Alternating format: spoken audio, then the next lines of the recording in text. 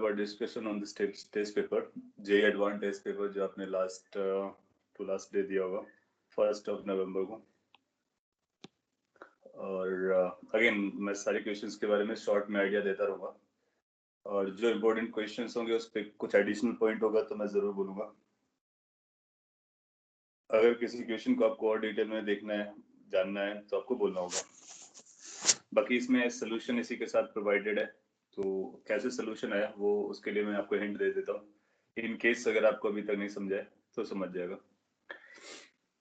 Question number जो पहला है ये बेसिक क्वेश्चन था जो हम लोग इस तरह के क्वेश्चन किए हुए हैं. रिमूवल ऑफ मास एक कॉन्सेप्ट बताया था आपको, या कैविटी फॉर्मेशन वाला केस बताया था, बस उसी पर बेस्ड था. और ये r/4 रेडियस की कैविटी बनाते हो आउट ऑफ एक डिस्क. ये डिस्क है इसलिए 2 डायमेंशनल मास डिस्ट्रीब्यूशन रहा होगा. तो अब जानते हो एक्ससीएम का फॉर्मूला क्या होता है. उसको हम इस तरह से भी लिख सकते हैं. हम लोगों ने इस तरह से लिखा था x c m is written as mx minus m dash x dash divide by m minus m dash. आप नोटेशन क्या फॉलो करते हो हार्डली मैटर करता है. क्या मैटर करता है कि आप कॉन्सेप्ट को प्रॉपरली लगा रहे हो. सो आप इसको भी लगा सकते हो. इसमें हमने क्या किया है कि इसमें m को रिप्लेस कर दिया सिग्मा से, तो इसको सिग्मा a लिख सकते हो x minus sigma dash a dash, ये a डैश x डैश हो जाएगा divide by sigma a minus sigma a dash. क्योंकि इसकी जो मास डेंसिटी होगी वो दोनों के लिए बराबर रहेगी. तो कई बार आपको ऐसा फॉर्मूला भी बोल सकता है, क्या ये फॉर्मूला वैलिड है, तो आप बोलोगे yes. Area original position minus removed area removed position centre of मास का, और a माइनस a डैश. तो एरिया के टर्म में भी लिख सकते हो. अब आपको ये ख्याल रखना है कि कब एरिया लिखना है, कब वॉल्यूम लिखना है, कब लेंथ लिखना है. तो 2 डायमेंशनल होगा तो एरिया आएगा, क्योंकि हम लोगों ने सिग्मा यूज किया था सरफेस मास डेंसिटी. क्यूब होता है, वॉल्यूम आ रहा होता है, तो ये सब v से रिप्लेस हो जाता है, v फॉर वॉल्यूम. सो कैसे आया ये आपको पता चल गया होगा, डेंसिटी ऊपर और नीचे. एनीवे बाकी ये कैलकुलेशन है जो आपको समझना होगा. अगर कोई डाउट होगा तो आप पूछ सकते हो, मैं पूरा सॉल्व करके बता सकता किसका एरिया कितना लिया गया. इसमें ओरिजिन a को पकड़ा है, उसका कोऑर्डिनेट 0 पकड़ा गया और इसका कोऑर्डिनेट अकॉर्डिंगली फाइंड किया है. 3r/4 हो जाएगा, तो यहाँ पर रखा गया. बाकी फिर सब्ट्रैक्ट कर दिया. बाद में ये पॉजिटिव नेगेटिव आता है, इसका मतलब सेंटर ऑफ मास कहाँ गया है वो भी आपको समझ में आ गया होगा. इस साइड जाता है, तो ये फाइनल सेंटर ऑफ मास हो जाएगा. सो r/20 शिफ्ट करेगा, लेफ्ट करेगा, ये आप कॉमन सेंस से पकड़ सकते थे. राइट वाले 2 हटा सकते थे. फिर r/12 और r/22 के लिए कैलकुलेशन करनी थी. एग्जैक्टली सेम कॉन्सेप्ट है. क्वेश्चन नंबर 2 है, एग्जैक्टली सेम कॉन्सेप्ट पे. ये सेमी सर्कुलर पोर्शन निकाला जाता है, तो ये रिमूवल ऑफ पार्ट है. आप पूरे डिस्क का निकालें, उसमें से सेमी सर्कुलर वाले पार्ट को अलग कर दें. वही इस पे किया गया होगा. इस पे भी एरिया टर्म यूज किया है क्योंकि 2 डायमेंशनल स्टफ है. आपने लिखा we can directly use in area dp to r square and in volume this to cube. Yes आप कर सकते हो, वो भी कर सकते हो. एरिया को फर्दर डिवाइड कर सकते हो उसकी डेफिनेशन बेस्ड. पर अपने को ये भी याद रखना है कि जैसे इससे पहले वाले केस में जमेगा, आप इसको आर के टर्म में लिख सकते हो एरियाज को, क्योंकि पाई आर स्क्वायर होता है, पाई कैंसिल हो जाएगा. लेकिन जब ये सेकेंड केस में आएंगे तो ये जो स्क्वायर, ये जो रेक्टेंगल था उसका एरिया अलग आता है और स्क्वायर का एरिया अलग फॉर्मूले से आता है, तो उसमें हम आर के टर्म में नहीं ले जा पाएंगे. बट यस प्रॉपर हमको यूज करना होता है. That's a point. सो वो मास से आप एरिया, वॉल्यूम, रेडियस, डायमेंशंस किसी में भी कन्वर्ट कर सकते हो. आई थिंक ये भी हो गया होगा. इस पे आपको जो याद रखना था वो ये जो डिस्क है, डिस्क का सेंटर ऑफ मास कहाँ पर होता है जो रिमूव किया गया है, तो उसके लिए आपको एक फॉर्मूला था 3 कितना था, was that 3r/4 pi, right? So 3r/4 pi, मैंने उल्टा बोला, 4r/3 pi. 4r/3 pi. हाँ वो कंफ्यूजन हुआ. सो 4r/3 pi होता है. इसको सही से आपको याद रखना है, तो इसको यूज कर सकते हो. और ये जो पूरा रेक्टेंगुलर पोर्शन रहा होगा उसके सेंटर पे रहा होगा, तो उसके लिए r/2 पकड़ा गया. देन आफ्टर सॉल्व कर लिया जाए। यहाँ पर ये जो माइनस साइन आ रहा है वो क्यों आ रहा है वो आप समझ पाओगे कि इसमें इस तरह से ये माइनस एक्स डायरेक्शन है और ये एक्स डायरेक्शन है, पूरा कोऑर्डिनेट लिखा गया इसलिए वो माइनस माइनस लिखा गया। हालांकि उस माइनस का कोई खास मतलब नहीं है, आप इसको प्लस भी मान कर सॉल्व करोगे तब भी चलेगा, क्योंकि अल्टीमेटली आपको डिस्टेंस निकालनी होती है। Okay, so that was the second. Fourth option correct है, कई लोगों ने करेक्ट किया होगा। क्वेश्चन नंबर 3, ये भी एक इम्पोर्टेंट एग्जाम में आ भी चुका है, और अगर आप इसमें देखोगे एनएलएम, सेंटर ऑफ मास, दोनों कॉन्सेप्ट को एक साथ लाया गया है, centre of mass as well as NLM. So NLM से आप पहले से जानते हो कि इसका एक्सेलरेशन कितना होता है, और आपसे पूछता है acceleration of centre of mass. So directly आप इसको यूज कर सकते हो, ACM is equal to m1 a1 plus m2 a2 divide by m1 plus m2, right, वही बोला आपको।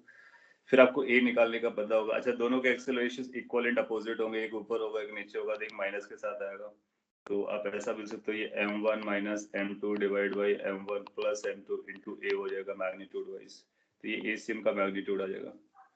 m1 की डायरेक्शन में इसकी डायरेक्शन आएगी, तो जहाँ m1 जाएगा, m1 किसको बोलते हो आप देख लीजिए, ये nm है, तो इसको आप लिख सकते थे nm minus m divide by nm plus m, and a की वैल्यू कितनी आती है वो आप ऑलरेडी जानते हो, तो a रख सकते हो।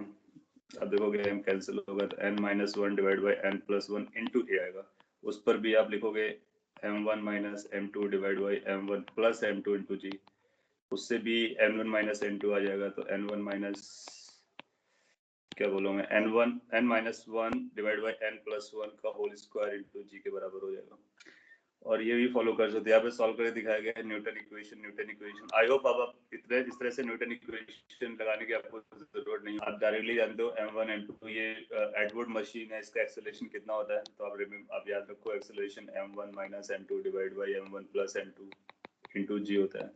डायरेक्टली ए निकालो, डायरेक्टली फॉर्मूला लगाओ, डायरेक्टली आंसर पे आ जाओ, और आप चाहो तो ये सॉल्व भी कर सकते हो, सारी चॉइस आपके पास है, और डिपेंड करता है आपने कितनी प्रैक्टिस की है उसके अकॉर्डिंग आप जल्दी और देर पे कर पाएंगे। क्वेश्चन नंबर 4, ये भी कहीं ना कहीं अपने रिकॉर्डेड लेक्चर्स में था कि एक बॉम्ब ट्रैवल करता है पैराबोलिक पाथ पर और एक ग्रेविटी के इन्फ्लुएंस में मिड एयर पे, ये मिड एयर पे एक्सप्लोड करता है, यानी कहीं भी एक्सप्लोड करता है, टॉप मोस्ट पॉइंट पर, साइड में, एनीवेयर इन द पाथ। तो सेंटर ऑफ मास कैसे चलेगा, तो आप बोलोगे सेंटर ऑफ मास सारे फ्रैगमेंट्स का अनअफेक्टेड रहेगा, जैसे वो पहले चलता था वैसा ही चलेगा, so it will be moving in the same path as if कि कोई एक्सप्लोजन नहीं हुआ है। और उसके लिए रीजन क्या है कि कोई आपको जब जितना फोर्स लग रहा है उस फोर्स के इन्फ्लुएंस में सेंटर ऑफ मास उसी तरह से चलता है, जब तक फोर्स नहीं बदलते, जब तक सेंटर ऑफ मास का पाथ नहीं बदलने वाला है। क्वेश्चन नंबर 5, ये एससीवी से पिक किया गया था, अपने एससीवी का सॉल्व किया हो तो एक्स कोऑर्डिनेट ऑफ पार्टिकल्स का क्या सब आपको ओरिजिन पे रखना है, सेंटर ऑफ मास ओरिजिन पे रखना है, और पार्टिकल्स कहाँ पर हो सकते हैं, तो क्या सभी पॉजिटिव हो सकते हैं, बिल्कुल नहीं, पॉजिटिव होगा तो सेंटर ऑफ मास पॉजिटिव आएगा। क्या सभी नेगेटिव हो सकते हैं, नहीं, अगर नेगेटिव पार्टिकल यहाँ कहीं पाया गया तो सेंटर ऑफ मास उन्हीं कहीं के बीच में आएगा, तो नेगेटिव आएगा। में बी ऑल नॉन नेगेटिव का मतलब होता है जो नेगेटिव ना हो, zero as well as positive, तो सारे के सारे अगर ओरिजिन पर होंगे तो उनका सेंटर ऑफ मास ओरिजिन हो सकता है, तो पॉसिबिलिटी केस में हम थर्ड को लगाएंगे। Maybe positive some case, negative some case, of course वो तो चलता ही है, सो थर्ड एंड फोर्थ आपने मार्क किया होगा। 6 says in which of the following cases the center of mass of the rod is certainly not at the center, certainly center पे नहीं होना चाहिए, ये अपने को पकड़ना है। तो आप जानते हो कि सेंटर पे कब हो सकता है, जब दोनों तरफ मास बराबर हो जाए, तो उसके लिए डेंसिटी को वैरी करना चाहिए, सेंटर पे नहीं रखना है तो जब डेंसिटी अगर वैरी करता है तो क्या सेंटर पे नहीं होगा, गारंटीड होता है, बिल्कुल गारंटी नहीं होगा। आपको ये देखना होगा कि डेंसिटी का वेरिएशन कैसा है, जैसे पहले बोला डेंसिटी कंटिन्यूअसली इंक्रीज करती है लेफ्ट टू राइट, तो किसी भी रॉड में अगर कंटिन्यूअसली डेंसिटी इंक्रीज करेगी तो अगर आप मिड पॉइंट पर देखोगे तो मिड के इधर वाला मास ज्यादा होगा, अगर इसको M2 बोलते हैं, इधर वाले मास को M1 बोलते हैं, तो आप पाओगे M2 ज्यादा है, M1 कम है, इसलिए सेंटर पे नहीं होकर के इधर आ जाएगी, फर्स्ट केस के लिए। डेंसिटी अगर कंटिन्यूसली डिक्रीज करेगी तो अदरवाइज हो जाएगा, तो फिर सेंटर ऑफ मास इस वाले जोन पे आ जाएगा, सेंटर पे नहीं आएगा। थर्ड वाला पार्ट बोलता है कि density decreases from left to right, पहले डिक्रीज करती है फिर इंक्रीज करती है, तो ऐसा हो सकता है कि ये m1 और m2 बराबर हो जाए, इसलिए सेंटर ऑफ मास इसके मिड पर आ सकता है, तो हम थर्ड को मार्क नहीं करेंगे। सिमिलरली फोर्थ भी ऐसा आर्गुमेंट दे रहा होगा कि वो डिक्रीज करता है, पहले इंक्रीज करता है फिर डिक्रीज करता है, सो इन बोथ द केसेस ऐसा केस बन सकता है कि दोनों के मासेस आपस में इक्वल हो जाए। ओके, आई होप क्लियर हो गया होगा आपको, वैसे एक्सप्लेनेशन भी दे दिया है, अगर स्टिल अगर कोई कंफ्यूजन है तो आपको बोलने का। Question number 7, it says ball of mass 1 kg is thrown up, initial speed आपको दे रखी है, a second ball of different mass is released from the wrist from some height as shown on the figure, तो इस तरह से आप इसको drop करते हो। आपको बताना है कि सेंटर ऑफ मास के बारे में, of the two balls comes down with acceleration, centre of मास का एक्सेलरेशन कैसा होता है? सेंटर ऑफ मास का एक्सेलरेशन लिखा जाता है m1 a1 plus m2 a2 divide by m1 plus m2। अभी पॉइंट दिमाग में रख लो कि अगर सारे एक्सेलरेशंस बराबर हैं तो रिजल्टेंट भी वही एक्सेलरेशन आता है, तो ये भी माइनस जी है, ये भी माइनस जी है, दोनों सभी का माइनस जी होगा तो आंसर भी माइनस जी आता है। इसका मतलब है कि इन दोनों का कलेक्टिव सेंटर ऑफ मास पहले यहाँ पर कहीं होगा। अब आपको बॉल्स नहीं देखनी है, अब आपको सेंटर ऑफ मास देखना है, सो इनिशियली यहाँ कहीं होगा और आपको ऐसा लगेगा कि ये यहाँ से ड्रॉप होकर के नीचे आ रहा है, so centre of mass will be moving down side with acceleration of gravity. और यही आपसे पूछना चाह रहा था, तो ये बोला g/3 रॉन्ग हो गया, आप इसको मार्क नहीं करोगे। Centre of mass first moves up with then comes down. अच्छा, मूव कैसे करेगा उसके बारे में देखना। अभी तो हम लोगों ने ये एक्सेलरेशन की बात की है, मूव करने के लिए उसकी हमको वेलोसिटी देखनी होती है, तो अपने को vcm निकालेंगे इनिशियली और ucm। हाँ, सेकंड में एक्सप्लेन कर रहा हूँ। आप निकालोगे सेंटर ऑफ मास के लिए इनिशियल वेलोसिटी, तो उसके लिए आपको क्या लिखना होगा, m1 u1 plus m2 u2 divide by m1 plus m2, ये सेंटर ऑफ मास की इनिशियल वेलोसिटी है। अगर ये पॉजिटिव आई इसका मतलब ये ऊपर जाके नीचे आएगा, नेगेटिव आई तो नीचे से नीचे आएगा, जीरो हुई तो फ्री फॉल जैसा दिखाएगा। तो सेंटर ऑफ मास कैसे चलेगा उसके बारे में आपने एक्सेलरेशन पता किया, एक्सेलरेशन उसको नीचे आना है और फाइनल डिस्प्लेसमेंट भी नीचे आना है। पाथ कैसा फॉलो करेगा उसके लिए वेलोसिटी देखनी होती है। अब किसी एक को 1 मान लो, जैसे इसमें 1 इसको माना गया, ऊपर को 2 माना है, तो अगर हम नीचे को 1 पकड़ते हैं तो अपसाइड डायरेक्शन को पॉजिटिव, तो मास 1 velocity 4 plus mass 2 velocity 0 divided by 1 plus 2, so that comes out to be 4/3 meter per second and with a positive sign, that means upward, that means j cap direction. So center of mass will be moving first upward with velocity 4 metre पर second, तो UCM जो आएगा 4/3 metre पर second. तो अब ऐसा देखो कि एक पार्टिकल है जो centre of mass is nothing but a imaginary particle you can think of, और उसकी इनिशियल वेलोसिटी अप साइड आती है 4/3 मीटर पर सेकंड और उसका एक्सेलरेशन डाउन साइड आता है। इसका पाथ क्या आएगा, आपसे पूछ सकता है पाथ बताइए, तो आप बोलोगे ऊपर जा रहा है और फिर नीचे आएगा, just like a particle. Total displacement ये होगा, टोटल डिस्टेंस भी कैलकुलेट कर सकते हो। आपसे पूछ सकता है कि बताइए टोटल डिस्टेंस कितना चला सेंटर ऑफ मास फॉल करने से पहले, तो हम ये निकालेंगे ऊपर कितना गया, फिर ये टोटल नीचे कितना आया, एक्चुअल पाथ लेंथ बता देंगे। डिस्प्लेसमेंट पूछेगा तो डायरेक्टली बता देंगे, लोकेशन हम यहाँ से पता कर सकते हैं अगर हाइट देगा हमको तो। क्वेश्चन सेकंड पार्ट पूछा था centre of mass moves up first, तो आप बोलोगे यस ये पहले ऊपर जाता है क्योंकि वेलोसिटी ऊपर आया, देन कम्स डाउन, यस इसके बाद कम्स डाउन भी है क्योंकि जी नीचे की तरफ है। थर्ड के the acceleration of centre of mass is g, yes we have found it. Fourth के the centre of mass of two balls remain stationary, अब बोलोगे नहीं इसके पास इनिशियल वेलोसिटी है, इसके बाद वेलोसिटी बदलेगी, कांस्टेंट एक्सेलरेशन है, तो इसके लिए हम v is equal to u plus at लगाएंगे। बस हम cm वर्ड यूज करते रहेंगे, cm का मतलब हुआ सेंटर ऑफ मास के बारे में।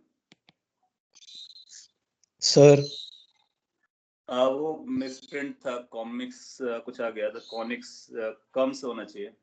दैट टाइपिंग इशू हो गया टाइपर से. This is comes down, correct कर लीजिए. सर यस सर, लेकिन क्वेश्चन में मेंशन होना चाहिए ना कि upward direction positive and downward direction negative. तो सिर्फ पॉजिटिव नेगेटिव वाली बात ही नहीं हुई है. आप चाहो तो डाउनवर्ड पॉजिटिव मान लो, अपवर्ड नेगेटिव मान लो, उससे आपके आंसर इन्फ्लुएंस नहीं होंगे.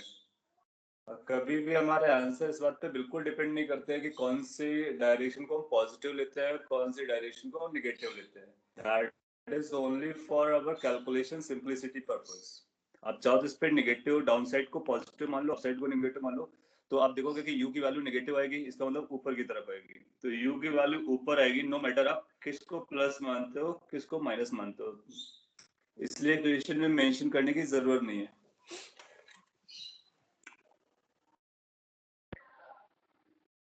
हाँ, एक्सेस चूज करना आपकी टोटली आपकी फ्रीडम है. कुछ क्वेश्चंस में वो बोल देता है, जिसमें वो बोलता है इसका मतलब है वो आपको फिर चॉइस आपकी खत्म कर दे रहा है. उसका कुछ पर्पस चलेगा इसलिए वो बोलेगा.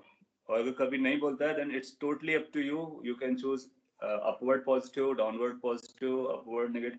इन जनरल अपने लिए जो जब कुछ भी ना बोला जाए तो हम लोग इसी पे वर्क करते हैं. इसीलिए हमने जी को नेगेटिव बोला था और यहाँ पर इस यू को प्लस लिया क्योंकि अपने अपसाइड को प्लस लिया. जी में अपने आप नेगेटिव आया. सर मतलब answers are independent of coordinate system. बिल्कुल बिल्कुल. Coordinate system just a medium है कि जो मैथमेटिक्स सॉल्व करने के लिए हेल्प करता है. वो आंसर को अफेक्ट नहीं कर सकता.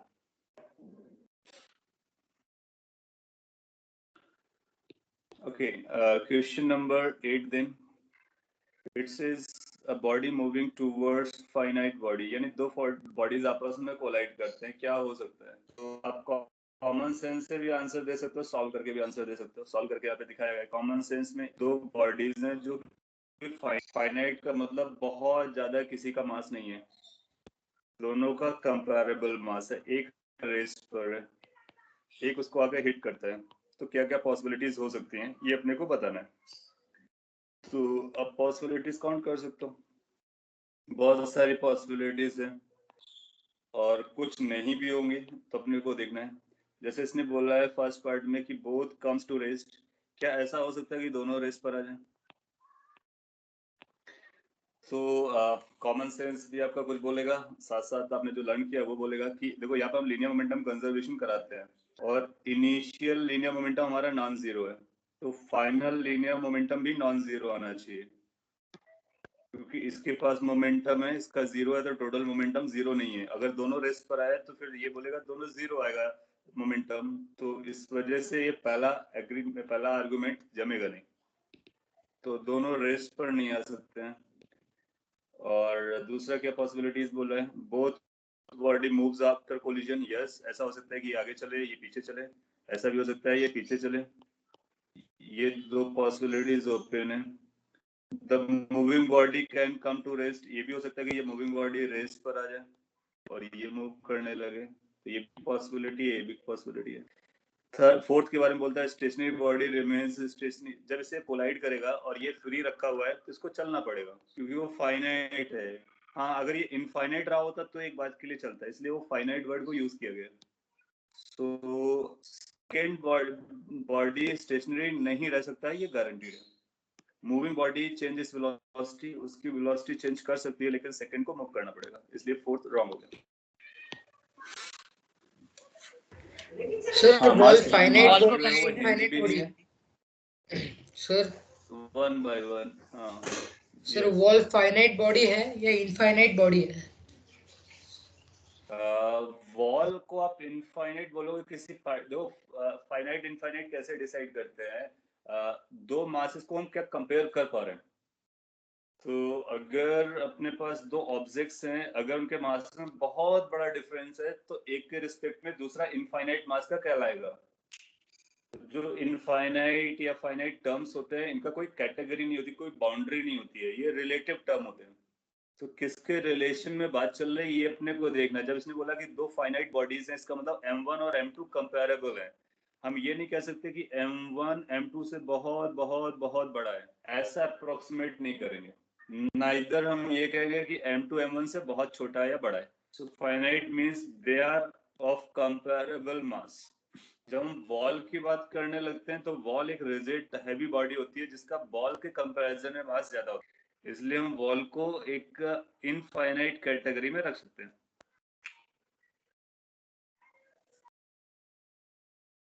फाइनाइट है तो रेस्ट पे कैसे आएगा ऑप्शन 2 में, क्योंकि नॉर्मल ऑलमोस्ट सेम होगा दोनों पे. अच्छा, ऑप्शन 2 की बात करो, both bodies move after collision. हाँ, तो इसने बोला कि दोनों बॉडी को कोलिजन के बाद मूव कर सकती है. तो आपने ऐसा केस देखा है ना कि ये कोलिजन के बाद मूव कर सकता है v1 v2 से. आप सॉल्व करोगे तो आपका v1 0 आ सकता है.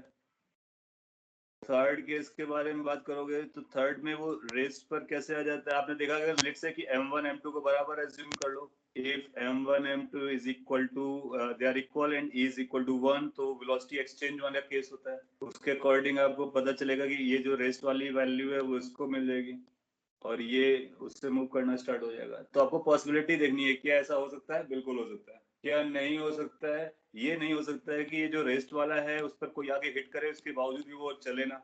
ऐसा बिल्कुल नहीं हो सकता है. वो आपका कॉमन सेंस है और अपने पास है क्या, linear momentum conservation. So whatever the linear momentum initially is finally has to be the same value.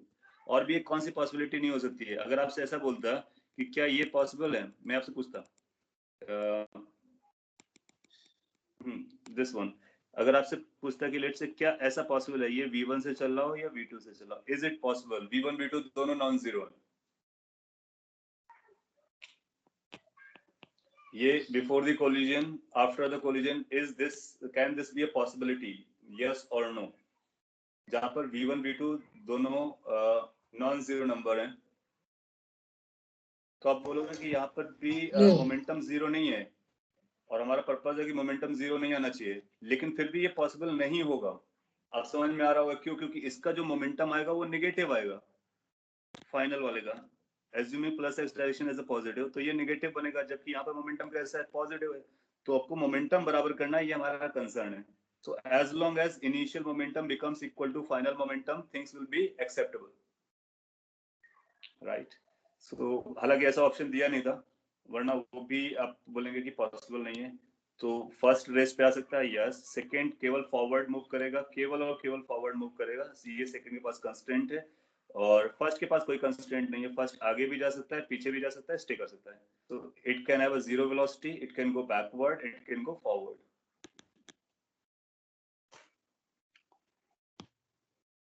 Clear हुआ? तो हम लोग आगे बढ़ते हैं. डाउट है तो आपको बोलने का.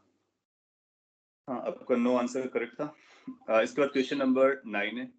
सिमिलर टाइप क्वेश्चन हम लोगों ने किया हुआ है. अभी फोर्थ केस आपको बताना है, तो मैं वापस आ जाता हूँ. In fourth case, if the stationary object is of very heavy mass of or wall, then it would be correct. Stationary, हाँ, ये वही फोर्स तब करेक्ट हो जाएगा अगर हमने m2 को बहुत बड़ा पकड़ लिया. इट्स लाइक m2 अर्थ के बराबर हो गया और m1 एक छोटा सा बॉल हो गया. तो अगर हम छोटे से बॉल को अर्थ को हिट करेंगे तो क्या अर्थ मूव करेगा? कॉन्सेप्चुअली थ्योरेटिकली करेगा, लेकिन वो बहुत कम करेगा, ना के बराबर करेगा. तो प्रैक्टिकली वो बिल्कुल नहीं करेगा. सर क्वेश्चन यहाँ पर में अब देखो, मेंशन्ड भी है सर फाइनाइट बॉडी. एग्जैक्टली, तो इसमें फाइनाइट बॉडी मेंशन्ड है, इसलिए हम उसके बारे में वो पॉइंट यूज नहीं कर रहे हैं. जो आपने पूछा वो इफ कंडीशन लगा के पूछा है. तो अगर ऐसा है तो उस इफ केस के लिए फिर आप बोलोगे yes. Sir yes, somebody wants to ask. Sir अगर वो फाइनाइट बॉडी कोई ऐसी बॉडी रही कि जो सारा मोमेंटम ये कर लेगी, अब्सॉर्ब कर लेगी सर, तो दूसरा बॉल पे रेस्ट पे नहीं आएगा क्या?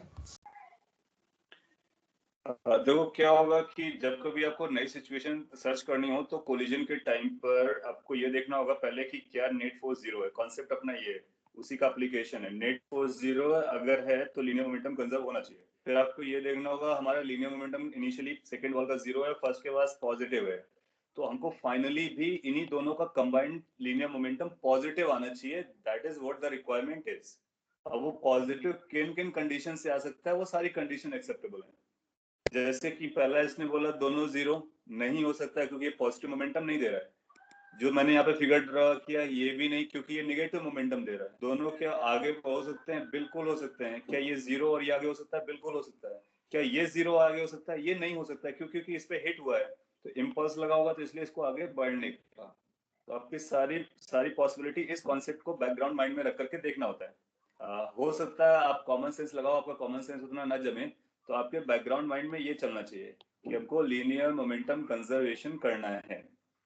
और यहाँ पर मैंने समझा है, अभी देखो ये कैसे मैथ में पूरा कॉन्सेप्चुअली कि वी डैश निकाला, v2 डैश निकाला, यानी आप बाद वाली वेलोसिटीज निकाली, वो ये आई। अब इन वेलोसिटीज को देख करके आप क्लेम कर सकते हो कि क्या क्या पॉसिबिलिटी है। आपने लिखा अगर मोमेंटम एब्जॉर्ब करेगा तो फिर इक्वल टू 1 नहीं होगा। इस वाले क्वेश्चन में ई के बारे में उसने कुछ नहीं बोला, तो आपके पास ई की फ्रीडम है। ई आप 0 से लेकर के 1 कुछ भी ले सकते हो। You have a freedom for E. Momentum absorb करने का मतलब क्या हुआ, ये थोड़ा सा लाइन इनको जमा नहीं। मोमेंटम एब्जॉर्ब करने का मतलब होता है कि मोमेंटम वैसे एब्जॉर्ब नहीं करता है। आप देखो कलेक्टिवली देखो, मोमेंटम कंजर्व रहता है। वो ट्रांसफर हो सकता है एक बॉल से दूसरे बॉल पर, बट टोटल कंजर्व रहेगा, कंजर्व रहेगा। और जहां भी मोमेंटम एब्जॉर्ब होगा तो वहां पर हम लीनियर मोमेंटम कंजर्वेशन नहीं लगाएंगे, वहां पर फिर फोर्स जीरो नहीं आएगा। तो आप एब्जॉर्ब करने के बजाय ऐसा टर्म यूज कीजिए कि momentum has been transferred from one to another, और total momentum of that system will always remain the same as long as there is no external force acting.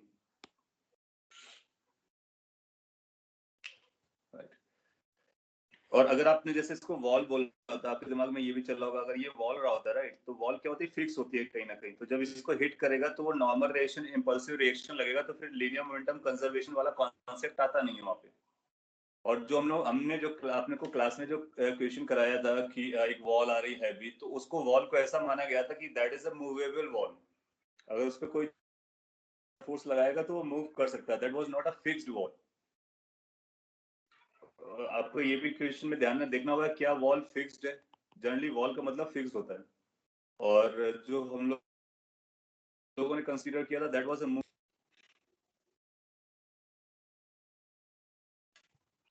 हाँ, आई की ई के बारे में कुछ भी नहीं दिया है। That's what we are saying, sir E can be taken anything, you need to just look for sir the possibilities.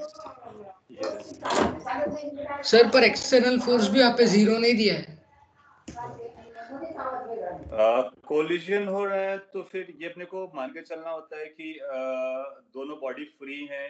देखो इसने बोला ना कि a body moving towards a finite body at rest collides with it. तो अब थोड़ा सा अपने को आगे समझना है कि जैसे इसने कोलाइड्स लिखा है और आगे कुछ भी नहीं दिया है, इसका मतलब ये सिंपल कोलिजन वाले केस की बात कर रहा है। और कुछ भी नहीं लिखा है, इसका मतलब है कि कोलिजन में हम लीनियर मोमेंटम कंजर्वेशन अप्लाई कर सकते हैं, उसको हम करेंगे। तो कई बार वो बहुत शॉर्ट लैंग्वेज में लिखता है। ऐसे क्वेश्चन में अगर उसको लीनियर मोमेंटम कंजर्वेशन आपसे नहीं कराना होगा तो मेंशन करेगा कि वहां पर फ्रिक्शन लग रहा था, या फिर ये मेंशन करेगा कि वो रिजिडली फिक्स्ड है, हिंज्ड है। तो अगर कोलिजन वर्ड आता है तो इसका मतलब हम समझेंगे कि लीनियर मोमेंटम कंजर्वेशन अलाउ किया जा रहा है अनटिल एंड अनलेस वो कोई फोर्स के मेंशन करे। अब सोचो अगर आपको कोई फोर्स नहीं दिया गया तो आप क्या एज्यूम करोगे? कोई फोर्स नहीं है, right? So that's what we need to assume over here कि कोई फोर्स नहीं है। सो इन दोनों को सर कलेक्टिवली कंसीडर करेंगे तो वो impulse force will be internal. Yes sir exactly आप एक्सप्लेन कर सकते हो कि लाइक ई के जो वैल्यूज जो डिफर होते हैं उससे वेलोसिटी में क्या क्या प्रैक्टिकली उसका मीनिंग क्या है, मतलब ओके। इक्वल टू 1 पे। उसको अगर मैं आपको थोड़ा सा एक्सप्लेन कर लूँ तो डेफिनेटली कर सकता। मैं इधर साइड पे थोड़ा स्पेस बार करता हूँ, सभी लोगों को समझ में आ जाएगा। देखो क्या होता है, एक केस आपने किया था, मैं आपको पुरानी केस रिकॉल करा था, उससे समझेगा। लेट्स से कि अपने पास एक ऑब्जेक्ट रेस्ट पर है और एक दूसरा ऑब्जेक्ट किसी यू वेलोसिटी से आता है। दोनों के सिंपल केस के लिए तो आपने देखा था कि अगर ई की वैल्यू 1 हुई तो वो मास वो वेलोसिटीज को इंटरचेंज कर लेते हैं। पॉइंट ये होता है कि ई बेसिकली ये कहता है कि इक्वल टू 1, जिसको हम इलास्टिक कोलिजन कहते हैं। इसका मतलब ये होता है कि जितनी जो बॉडीज ड्यूरिंग कोलिजन डिफॉर्म होती हैं, जब ये कोलाइड करेंगे तो ये डिफॉर्म हो जाते हैं, एक दूसरे को कंप्रेस करते हैं, एक दूसरे को भी कर सकते हैं। जैसे इस केस में फर्स्ट वाला सेकंड को कंप्रेस करेगा तो दैट सी बात है कि इंटरनल फोर्स लगेंगे। तो जब ये कंप्रेस कर रहे होते हैं तो जो इनकी काइनेटिक एनर्जी होती है वो पोटेंशियल में चली जाती है, और अगर आप इस तरह से देखोगे तो और भी आपको क्लियर समझ में आएगा कि लिट से दोनों की वेलोसिटी पकड़ते हैं, ये इधर जा रहा था, ये इधर जा रहा था, अच्छे से कोलाइड कर रहे हैं। सो ऐसा भी एक मोमेंट आ सकता है कि टोटल काइनेटिक एनर्जी कितना हो जाए, 0 हो जाए एक मोमेंट के लिए, अगर इनिशियल मोमेंटम 0 है तो पॉइंट इज कि इनके पास जो एनर्जी होती है, ई का रिलेशन जो है वो एनर्जी से भी है। सो इनका जो काइनेटिक एनर्जी है सिस्टम का वो पोटेंशियल एनर्जी में कन्वर्ट हो जाता है। तो यहाँ पे पोटेंशियल एनर्जी मैक्सिमम हो गई है। फिर इसके बाद में ये अपने आप को रिफॉर्म करते हैं। जब ये रिफॉर्म करेंगे तो फिर ये फिर से डिटैच हो जाएंगे। डिटैच होने के बाद यस सर, इसका एग्जांपल हम क्रिकेट के बॉल से ले सकते हैं क्या? वो बहुत हार्ड होते हैं, मतलब वो बैट से जब कोलाइड करेंगे तो उनका डिफॉर्मेशन सबसे कम होगा और मैक्सिमम रेंज मिल सकती है। आप उसको भी यूज कर सकते हो, बट मैक्सिमम रेंज मिलना वो एक दूसरी कहानी है। कोई भी इंटरेक्शन होता है, चाहे वो बैट का बॉल से हो या बॉल का बॉल से हो या बॉल का बॉल से हो या फिर आप कोई भी दो ऑब्जेक्ट कार से हो या कार का बाइक से हो, सब में यही स्टोरी चलती है। और उसी स्टोरी को आपको पहले समझना है। जब ये डिटैच होते हैं तो उसके पास इनकी अपनी खुद की वेलोसिटीज आती हैं, मे बी लाइक दिस, और फिर अपनी ये काइनेटिक एनर्जी को बढ़ा करके कर लेते हैं। तो ये फाइनल काइनेटिक एनर्जी होगी सिस्टम की, यहाँ पर इनिशियल काइनेटिक एनर्जी होगी। No, energy in general overall conserve रहती है, बट क्या होगा कि अगर इसमें डिफॉर्मेशन के बाद जो रिफॉर्मेशन हुआ, फिर से रिफॉर्म हुई बॉडीज, अगर वो कंप्लीट नहीं हो पाया तो फाइनल काइनेटिक एनर्जी कम रहेगा। Final kinetic energy will be less as compare to the initial kinetic energy. इसका मतलब ई की वैल्यू 1 से छोटी है। सो अगर coefficient of restitution is less than 1, इसका मतलब certain amount of energy has wasted during the impulse और दिस इम्पैक्ट और collision, either in the form of heat or in the form of sound or in the form of light or maybe in some deformation format. तो practically ये story चलती है, but एक इसका ideal case होता है equal to 1। अगर equal to 1 होगा तो जो फाइनल काइनेटिक एनर्जी आएगी सिस्टम की, वही काइनेटिक एनर्जी के बराबर होगी। That means first kinetic energy went into the potential, then came from potential to kinetic in totality. So there is no wastage of energy. So equal to 1 का मतलब होता है कि एनर्जी का वेस्टेज नहीं हुआ है, और कोई भी काइनेटिक एनर्जी का वेस्टेज नहीं हुआ है। और E इज लेस देन मतलब काइनेटिक एनर्जी का वेस्टेज हुआ है, और इक्वल टू 0 का मतलब है मैक्सिमम लॉस हुआ है, maximum loss of kinetic energy. और इक्वल टू 0 का मतलब और भी होता है कि दोनों बॉडीज फिर साथ साथ चलने वाले हैं।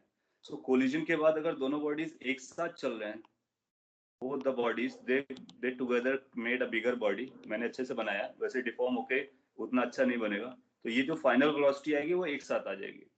तो इक्वल टू 0 में the bodies gain the same velocity after the collision along the line of impact, और इक्वल टू 1 पर एनर्जी का लॉस नहीं होता है। इक्वल टू 0 पर मैक्सिमम लॉस होता है, और E लेस देन 1 पे प्रैक्टिकल केस होते हैं जिसमें लॉसेस इन्वॉल्व होते हैं। तो ये एनर्जी के टर्म में E का मीनिंग होता है। वेलोसिटीज के टर्म में रिलेटिव वेलोसिटी 0 हो जाएगी आफ्टर द कोलिजन, और इक्वल टू 1 में जितना वेलोसिटी ऑफ सेपरेशन था उतना ही वेलोसिटी ऑफ अप्रोच रहेगा। तो सेपरेशन वेलोसिटी और अप्रोच वेलोसिटी आपस में बराबर होती है। तो प्रैक्टिकल मीनिंग इसका यही है कि एनर्जीज वही रहती है। एक छोटा सा एग्जांपल आप देख सकते हो, जैसे आपने आपके पास कोई रबर बॉल हो और उसको आप किसी एक हाइट से जस्ट ड्रॉप करो और अपने हैंड को वहीं पे रखो। अगर आप वो बॉल रिटर्न होकर के आपके हैंड तक वापस आया, इसका मतलब E की वैल्यू 1 थी, क्योंकि जब वो ग्राउंड को स्ट्राइक किया होगा उसने, उस मोमेंट पर अगर उसको उतना ही वेलोसिटी मिला होगा रिटर्न में, ऐसे अगर ये V0 से स्ट्राइक किया और V0 उसको मिला, तो जितने हाइट से आया है ये उसी हाइट तक चला जाएगा, सेम हाइट तक गया, इसका मतलब इक्वल टू 1 था। बट आप प्रैक्टिकली में देखते होंगे बहुत सारी ऐसे हार्ड बॉल लोगे तो उससे कम हाइट तक जाता है, इसका मतलब E की वैल्यू 1 से छोटा है।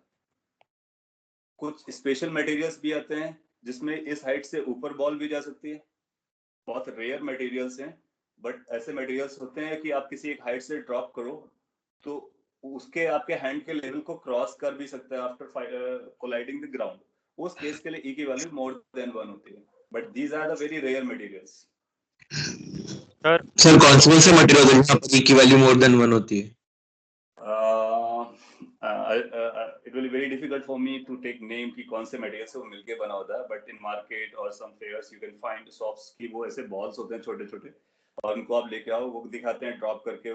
आपने कभी कई लोग आपने सर लोगों वो ने देखा भी होगा, तो वो आप देखोगे कि जहाँ से आप ड्रॉप करोगे उससे ज्यादा हाइट तक वो चले जाते हैं। ऐसा बहुत ज्यादा मिलता नहीं आपको, इन जनरल वे पे नहीं मिलेगा, but in certain cases you can find this kind of stuff. Pin ball और भी कई तरह के केसेस हैं, कभी कभी आप देखोगे, बट वो आपको फिर वो आपको ऐसा एज्यूम नहीं करना अनटिल एंड अनलेस। ये मैंने पॉइंट इसलिए बोला कि अगर कभी क्वेश्चन कहता है कि किसी के लिए ई की वैल्यू 1 से बड़ी है, तो आपको उसको ये मान के चलना है कि ऐसा फीजिबल है, राइट? और इन जनरल जो आपको होगा वो ई की वैल्यू लेस देन, तो अपने को जो बताएगा ई इज लेस देन 1 और ग्रेटर देन 0। तो अब आपको ये आइडिया लगा होगा 1 का मतलब क्या है। 1 का मतलब एक आइडियलिस्टिक कंडीशन है। You can think of E equal to 0 भी एक आइडियलिस्टिक कंडीशन। कोई भी बॉल को अगर आप ड्रॉप करोगे तो वो जरूर बाउंस बैक करेगी। E0 का एक और मतलब हुआ कि अगर आपने किसी बॉल को ड्रॉप किया तो ये आकर के ग्राउंड से स्टिक कर गया, बिल्कुल भी जंप नहीं किया। अगर बिल्कुल भी जंप नहीं किया इसका मतलब उसका E0 है, और सेम वेलोसिटी से जंप किया उसका मतलब E इक्वल टू 1 है। So this is example of equal to 1, this is example of equal to 0. So immediately rest पर आना। कुछ आइडिया लगा होगा आपको, और बाकी मैथमेटिकल एक्सप्रेशंस वगैरह तो आप इसके देख ही रहे हैं। ओवर द टाइम और भी लगेगा। हम लोग आगे बढ़ते हैं so that we can complete this. Question number 9. हाँ, हैवी मेटल बॉल्स होंगे तो वो आपको लगेगा कि गिरने के बाद ग्राउंड पर आ गया, बट अगर आप ध्यान से ऑब्जर्व करोगे they will jump a bit. So E equal to 0 basically एक आइडियलिस्टिक कंडीशन है, ऐसा आप बोल सकते हो।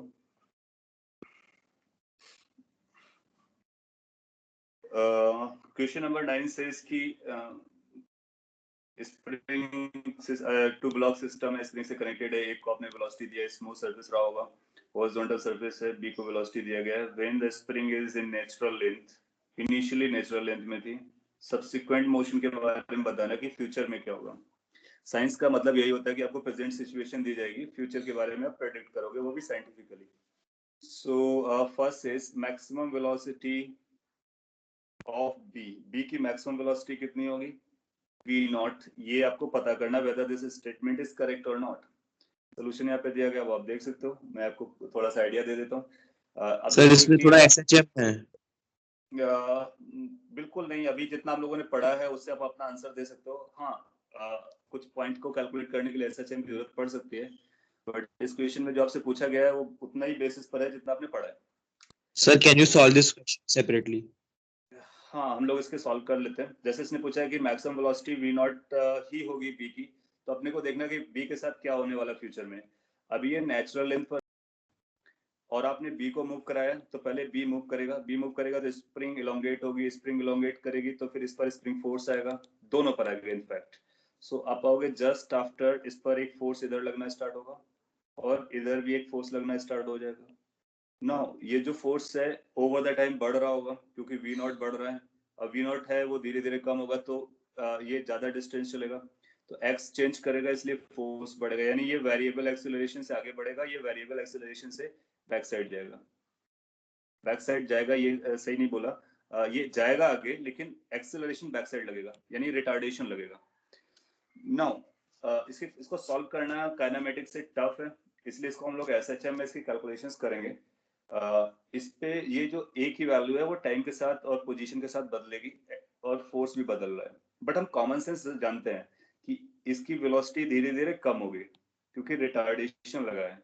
किस रेट से कम हो रहा है, कैसे कम हो रहा है, that's a different issue, but definitely it's going to slow down. दोनों के मासेस बराबर हैं, तो इसके बाद एक कैसा केस आएगा जब ये मैक्सिमम इलोंगेशन पे जाएगा। मैं यहाँ पे फिगर बनाता, अगर आप देख पाए नीचे कहीं बना रहा हूँ, तो मैक्सिमम इलोंगेशन केस आया, x की वैल्यू मैक्स होगी, उस समय दोनों के पास सेम वेलोसिटी आती है, हम लोग जान चुके हैं। तो ये V0/2 से चलेगा, ये V0/2 से चलेगा। अब ये कहां से आया? Linear momentum conservation. you make a linear momentum conservation in the horizontal direction, you will find it.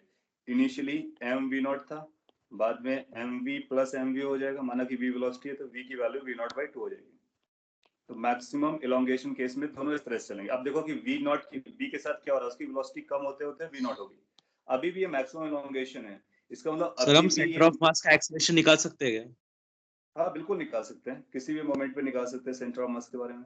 और इनफैक्ट पाएंगे कि सेंटर ऑफ मास के बारे में आपको ये बोलना होगा उसका एक्सेलरेशन 0 होगा, क्योंकि जितना a ये इधर है उतना a इधर है, दोनों के मासेस भी बराबर हैं. तो इस केस में आप पाओगे ACM 0 है, वो इसलिए क्योंकि नेट फोर्स 0 है इस सिस्टम पर. तो सेंटर ऑफ मास नहीं मूव कर रहा है, बाकी पार्टिकल्स मूव कर रहे हैं. Now this will say कि अभी भी रिटार्डेशन है और इसमें अभी भी एक्सेलरेशन है. इसका मतलब ये कम होता रहेगा. एक स्टेज आएगा कि जब ये फिर से नेचुरल लेंथ पे जाएगा, फिर से नेचुरल लेंथ पे जाएगा. उस सिचुएशन पे क्या होगा, इस एक्सप्लेनेशन से आपको ये भी समझ में आएगा कि चल क्या रहा है. जब ये नेचुरल लेंथ पे स्प्रिंग आएगी, देन यू विल फाइंड कि ये जो बी ब्लॉक है उसकी वेलोसिटी 0 हो जाएगी, इसके पास वेलोसिटी v naught आ जाएगी. B is now at rest momentarily and A moves with this velocity. Now ये velocity exchange क्यों हो गई, क्योंकि दोनों के मास बराबर थे, अदरवाइज हम लीनियर मोमेंटम कंजर्वेशन से निकालते हैं. तो ये नेचुरल लेंथ हो गया. इसके बाद क्या होगा, अब ये इसका फ्यूचर क्या है, अब ये इसको फिर स्प्रिंग को फिर से कंप्रेस करेगा. नाउ अगर ये A स्प्रिंग को कंप्रेस करेगा, देन यू विल फाइंड कि B पर इधर एक्सेलरेशन या फोर्स लगना स्टार्ट करेगा. स्लोली B की वेलोसिटी बढ़ेगी, बढ़ते बढ़ते B की वेलोसिटी फिर से ये v naught तक जा सकती है, क्योंकि A अपनी वेलोसिटी B को देगा. तो स्टोरी क्या चलेगी, पहले B के पास पूरी वेलोसिटी थी, फिर एक मोमेंट आएगा दोनों की वेलोसिटी बराबर हो जाएगी, that will be the maximum elongation case. Then total velocity will come over A, B will be at rest, that's again natural position. And then again ये compression start होगा, फिर maximum compression आएगा, दोनों की velocities फिर से बराबर होंगी. And then फिर से natural stage पे आने के बाद इसके पास v naught आएगा. तो इसी चीज को ये बार बार रिपीट करता रहेगा, बार बार रिपीट करता रहेगा. तो आपने देखा कि B के पास जो वेलोसिटी होती है वो v naught से v naught by 2 0, 0 से v naught by 2, फिर v naught, फिर v naught से v naught by 2 0, इस तरह से फ्लक्चुएट करती रहेगी ओवर द टाइम. तो ये पीरियोडिकली चेंज करेगा और वो उसको हम SHM जैसा नाम भी देते हैं फ्यूचर में. तो पॉइंट इज कि B के पास जो वेलोसिटी है वो मैक्सिमम v naught है, मिनिमम 0 है. तो अगर आपसे पूछता है कि v की वेलोसिटी कहां से कहां तक वेरी करती है, 0 से v naught. A के पास वेलोसिटी कहां से कहां तक वेरी करता है, 0 से v naught. तो एक 1 पॉइंट को हम करेक्ट बोल देंगे, क्योंकि मैक्सिमम वेलोसिटी v naught ही है. यहाँ पर एनर्जी कंजर्वेशन है, मोमेंटम कंजर्वेशन है, ये दो रूल्स आप लगा रहे हो. इसके बाद आपसे पूछता है कि as seen from the ground A can move towards right only. A के बारे में पूछा. आप देखो A कैसा चला, पहले से फोर्स फॉरवर्ड लगा तो आगे चला, फिर इसके बाद में अभी भी आगे चल रहा है, फिर आप देखोगे अभी भी आगे चल रहा है. और सिंस ये आगे चलेगा या फिर इसकी वेलोसिटी 0 होगी, तो 0 से v naught तक इसकी वेलोसिटी रहनी है, वो भी पॉजिटिव डायरेक्शन में. 0 से v naught तक वेलोसिटी रहनी, पॉजिटिव डायरेक्शन में रहनी. इसका मतलब ये हमेशा पॉजिटिव डायरेक्शन में ही चलेगा, इसलिए आप इसको भी मार्क कर दोगे. एंड यहाँ पर जो सॉल्व किया गया वो सेंटर ऑफ मास से किया गया, आप सेंटर ऑफ मास से भी कर सकते हो. हालांकि सेकंड पार्ट के लिए आपको ग्राउंड फ्रेम लेना पड़ेगा, क्योंकि उसने ग्राउंड फ्रेम बोला है. सर LMC से जो वेलोसिटी आएगी और सेंटर ऑफ मास की वेलोसिटी भी सेम ही होगी ना? बिल्कुल, दोनों का एक ही मतलब होता है. लीनियर मोमेंटम कंजर्वेशन और सेंटर ऑफ मास की वेलोसिटी का फंडा एक ही रहता है, तो आप आइदर वे से कैलकुलेट कर सकते हो. यहाँ पे जैसे निकाला गया सेंटर ऑफ मास की वेलोसिटी हमेशा v naught by 2 रहेगी. थर्ड बोलता है, थर्ड में क्या इशू है देखते हैं. Spring will be maximum elongation when A and B stop. आप देखोगे मैक्सिमम एलोंगेशन में दोनों के पास वेलोसिटी है, इक्वल वेलोसिटी है, स्टॉप नहीं कर रहा है. ये जनरली अपने को अगर कॉमन सेंस लगाओगे तो आपको ऐसा लगेगा कि मैक्सिमम में दोनों रुक जाएंगे. बिल्कुल नहीं, मैक्सिमम केस में दोनों के पास सेम वेलोसिटी होती है. दैट इज द पॉइंट जिसको हमने हाईलाइट किया था, आपने नोट किया था, इसलिए थर्ड को नहीं मार्क करेंगे. Fourth, the spring will be natural length again when B is at rest. See there, natural length पर जब आता है तो B रेस्ट पर आता है momentarily, मार्क कर देंगे. इसके एक्सप्लेनेशन से आपको समझ में आएगा कि फ्यूचर में ये बॉडी, ये सिस्टम कैसे मूव करता है. पहले इलोंगेट करेगा, मैक्सिमम इलोंगेशन होगा, फिर इलोंगेशन कम होगा, नेचुरल लेंथ पर आएगा, फिर कंप्रेशन होगा, मैक्सिमम कंप्रेशन होगा, फिर कंप्रेशन कम होगा, नेचुरल लेंथ पर आएगा, फिर से इसी चीज को रिपीट करेगा और हमेशा के लिए चलता रहेगा, हमेशा के लिए चलता रहेगा. और ऑलवेज किस वेलोसिटी से चलेगा, v naught by 2 से फॉरवर्ड डायरेक्शन में. अच्छा सवाल था, कई सारे पॉइंट्स थे और एग्जाम के लिए फेवरेबल क्वेश्चन है, तो उसको कंप्लीट कर लेना। कुछ पॉइंट्स अगर आपने पहले नहीं समझा तो उसको नोट में ऐड करने का। Question number 10, it says in head on elastic collision of two bodies what happens, then you know velocities interchange और इक्वल मास के हैं तो स्पीड भी इंटरचेंज होती है, क्योंकि अगर वेलोसिटी इंटरचेंज हो रहा है तो स्पीड तो डेफिनेटली इंटरचेंज हो रहा होगा। मोमेंटा इंटरचेंज होता है, मोमेंटा का मतलब लीनियर मोमेंटम, वो भी इंटरचेंज होगा क्योंकि मास बराबर है, तो वेलोसिटी और मास का प्रोडक्ट भी बराबर होगा, वो भी इंटरचेंज कर जाएगा। फास्टर बॉडी स्लो हो जाता है, स्लो बॉडी फास्टर हो जाता है। बिल्कुल सही बोला, 4 ऑप्शन सही है मार्क करने का। क्वेश्चन नंबर 11, सिमिलर टाइप का क्वेश्चन हम लोगों ने क्लास में किया था, अगर आपको याद है तो, और इसके बाद आपने सॉल्व कर लिया होगा, कर लेना चाहिए। बाकी इसका सोल्यूशन यहाँ पे दिखा है, आप देख लीजिए कि क्या किया गया था, और मेजॉरिटी ने करेक्ट किया होगा। तो 11th मैं नहीं बता रहा हूँ because we had a very similar question, वहां पर x क्यूब लिखा था, यहाँ पर kx स्क्वायर है, दैट्स ऑल। क्वेश्चन नंबर 12, दो ब्लॉक्स हैं और एक को मूव करा दो, तो सेंटर ऑफ मास, आपका पर्पस है कि सेंटर ऑफ मास ना बदले, तो सेंटर ऑफ मास की वेलोसिटी 0 होनी चाहिए, पोजीशन बदलना नहीं चाहिए। तो आप देखो कि एक्सियम की वैल्यू ये होती है, ये भी एक अच्छा फॉर्मूला है। इस तरह से भी हम चीजों को देख सकते हैं कि एक्स, मैंने हालांकि शॉर्ट में बताया था पहले, एक्सियम को अगर हम लिखें तो इस तरह से लिख सकते हैं, डेल्टा एक्सियम लगाएंगे, that means change in centre of मास। तो वो जो डेल्टा आएगा, डेल्टा का मतलब डिफरेंशिएशन होता है, तो ये डिफरेंशिएशन डिनोमिनेटर तो कांस्टेंट है, बाहर हो जाएगा, फिर m के अंदर जाएगा तो x पर लगेगा और ये x2 पर लगेगा। तो ये जो फॉर्मूला बनता है चेंज का, इसको आप याद रख सकते हो। डायरेक्टली हम चेंज यहाँ से निकाल सकते हैं, जब कभी हमको सेंटर ऑफ मास की लोकेशन में चेंज कैलकुलेट करना हो तो इसको यूज कर सकते हैं। उसके लिए क्या चाहिए, m1 का मास, m1 की लोकेशन का चेंज, m2 का मास, m2 के सेंटर ऑफ मास का change divide by m1 plus m2, that will let to know what is the change in the position of center of mass. Yes. Sir हम ऐसे assume कर सकते हैं कि मासेस 0,0 पर होंगे और फिर 2,0 पर होंगे। इस क्वेश्चन में कर सकते हो, क्योंकि इस क्वेश्चन में उसने पोजीशन स्पेसिफाई नहीं की है, तो आप पोजीशन कहीं भी अज्यूम कर सकते हो, चलता है। और अगर इसको मैं सॉल्व करूं तो एक्सियम वैसे आ जाएगा, फिर इसके पोजीशन चेंज बताया गया, इसका पोजीशन चेंज, और पूरा साइन के साथ आता है। जैसे माइनस आया, इसका मतलब नेगेटिव डायरेक्शन में ले जाने का, पॉजिटिव आएगा तो पॉजिटिव डायरेक्शन में ले जाने का। हालांकि यहाँ पे हमने मैग्नीट्यूड पूछा था, डिस्टेंस पूछा था, तो डिस्टेंस हमेशा पॉजिटिव होती है, इसलिए 1 बताने का। सर ये न्यूमेरिकल रिस्पांस में मतलब कभी भी आंसर नेगेटिव नहीं हो सकता क्या? वो डिपेंड करता, देना चाहे, बिकॉज वो थोड़ा सा चेक करना सॉफ्टवेयर के लिए प्रॉब्लम होती है, इसलिए वो पॉजिटिव इंटीजर ही देते हैं, और वो क्रिस्टल क्लियर मेंशन करेंगे पेपर में पहले कि हम किस तरह के न्यूमेरिकल्स ले पाएंगे, पॉजिटिव इंटीजर्स या पॉजिटिव नंबर्स, नेगेटिव वो नहीं लेते हैं। उसकी वजह से रीजन है कि कई बार स्टूडेंट जब पेन पेपर का टेस्ट था तो वो माइनस बनाए प्लस बनाए, उसको उसका इश्यू ना रहे। दूसरा ये था कि अब सॉफ्टवेयर बेस्ड होता है तो कई बार डिटेक्ट करना इश्यू बनता है माइनस साइन को। कुछ लोग माइनस की बजाय अंडरस्कोर वाला लगा देते हैं, तो फिर वो जमता नहीं है, इसलिए वो सिंप्लिसिटी के लिए प्लस ही रखते हैं।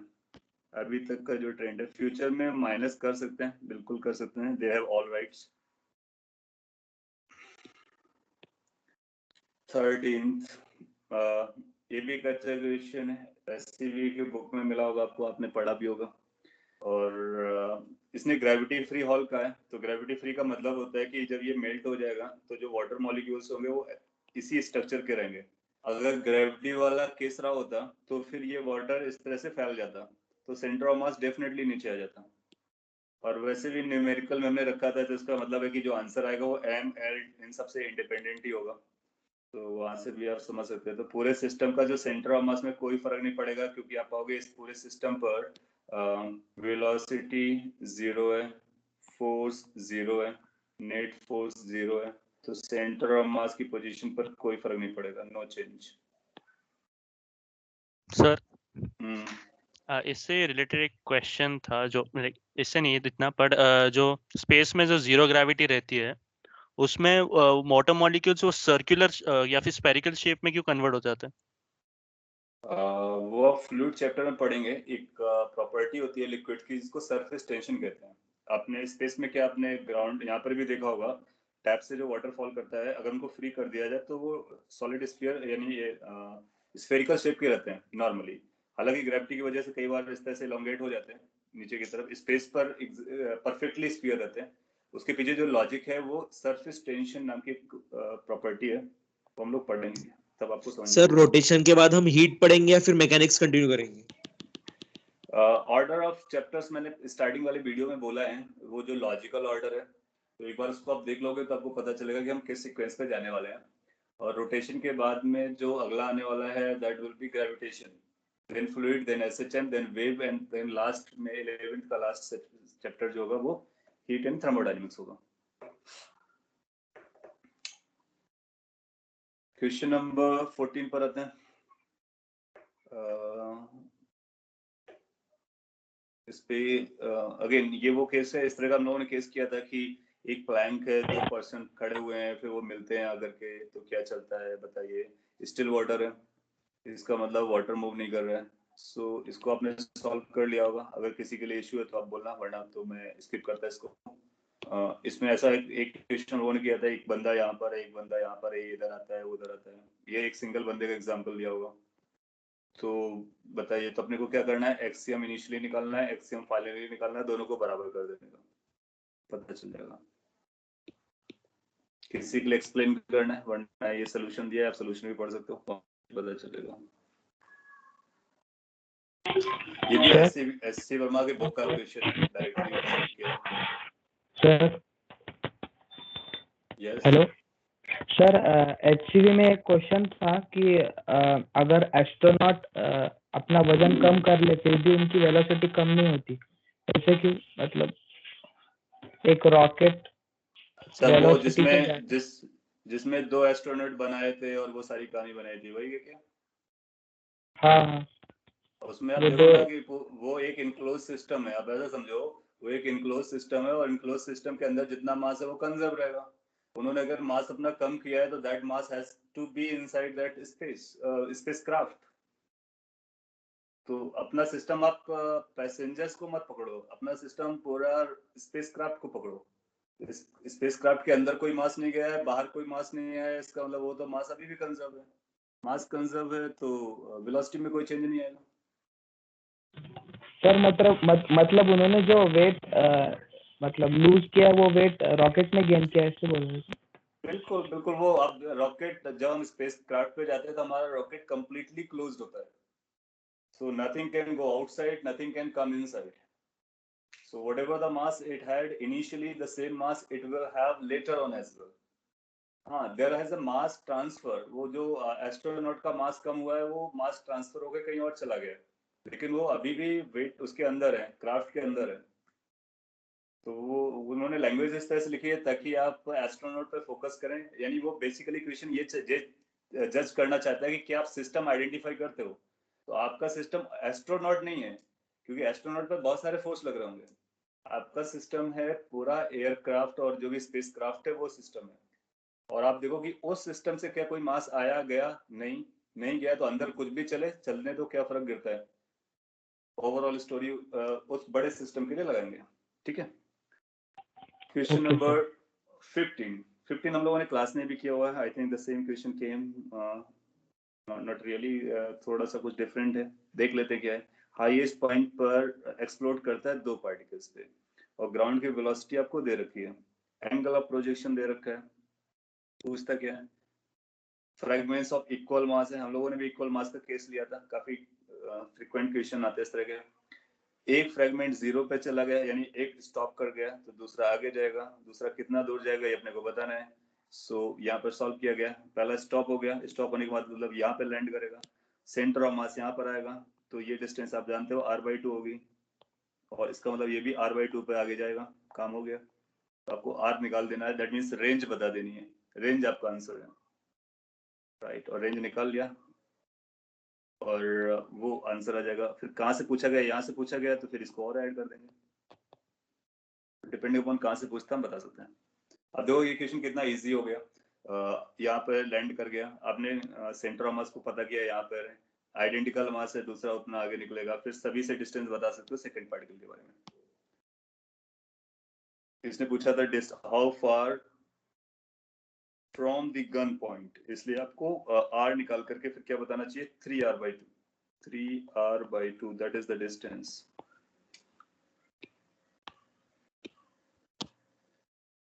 Question number 16. 60 kg standing on a platform, 40 kg on the, again exactly similar type of question है। हाँ, इस पे थोड़ा सा चेंज दिख रहा है मेरे को, वो क्या है कि ये जो प्लैंक है, he throws a stone this at this angle with respect to this. Okay, find the displacement of the platform with the boy on the horizontal surface when stone lands back. तो अपने को क्या करना है, solution आपको समझ में आ गया तो अच्छी बात है, अदरवाइज मैं आपको बेसिक आइडिया दे देता हूँ। ये प्लेटफॉर्म है और यहाँ पर एक बंदा है, इसने एक प्रोजेक्टाइल को फेंका।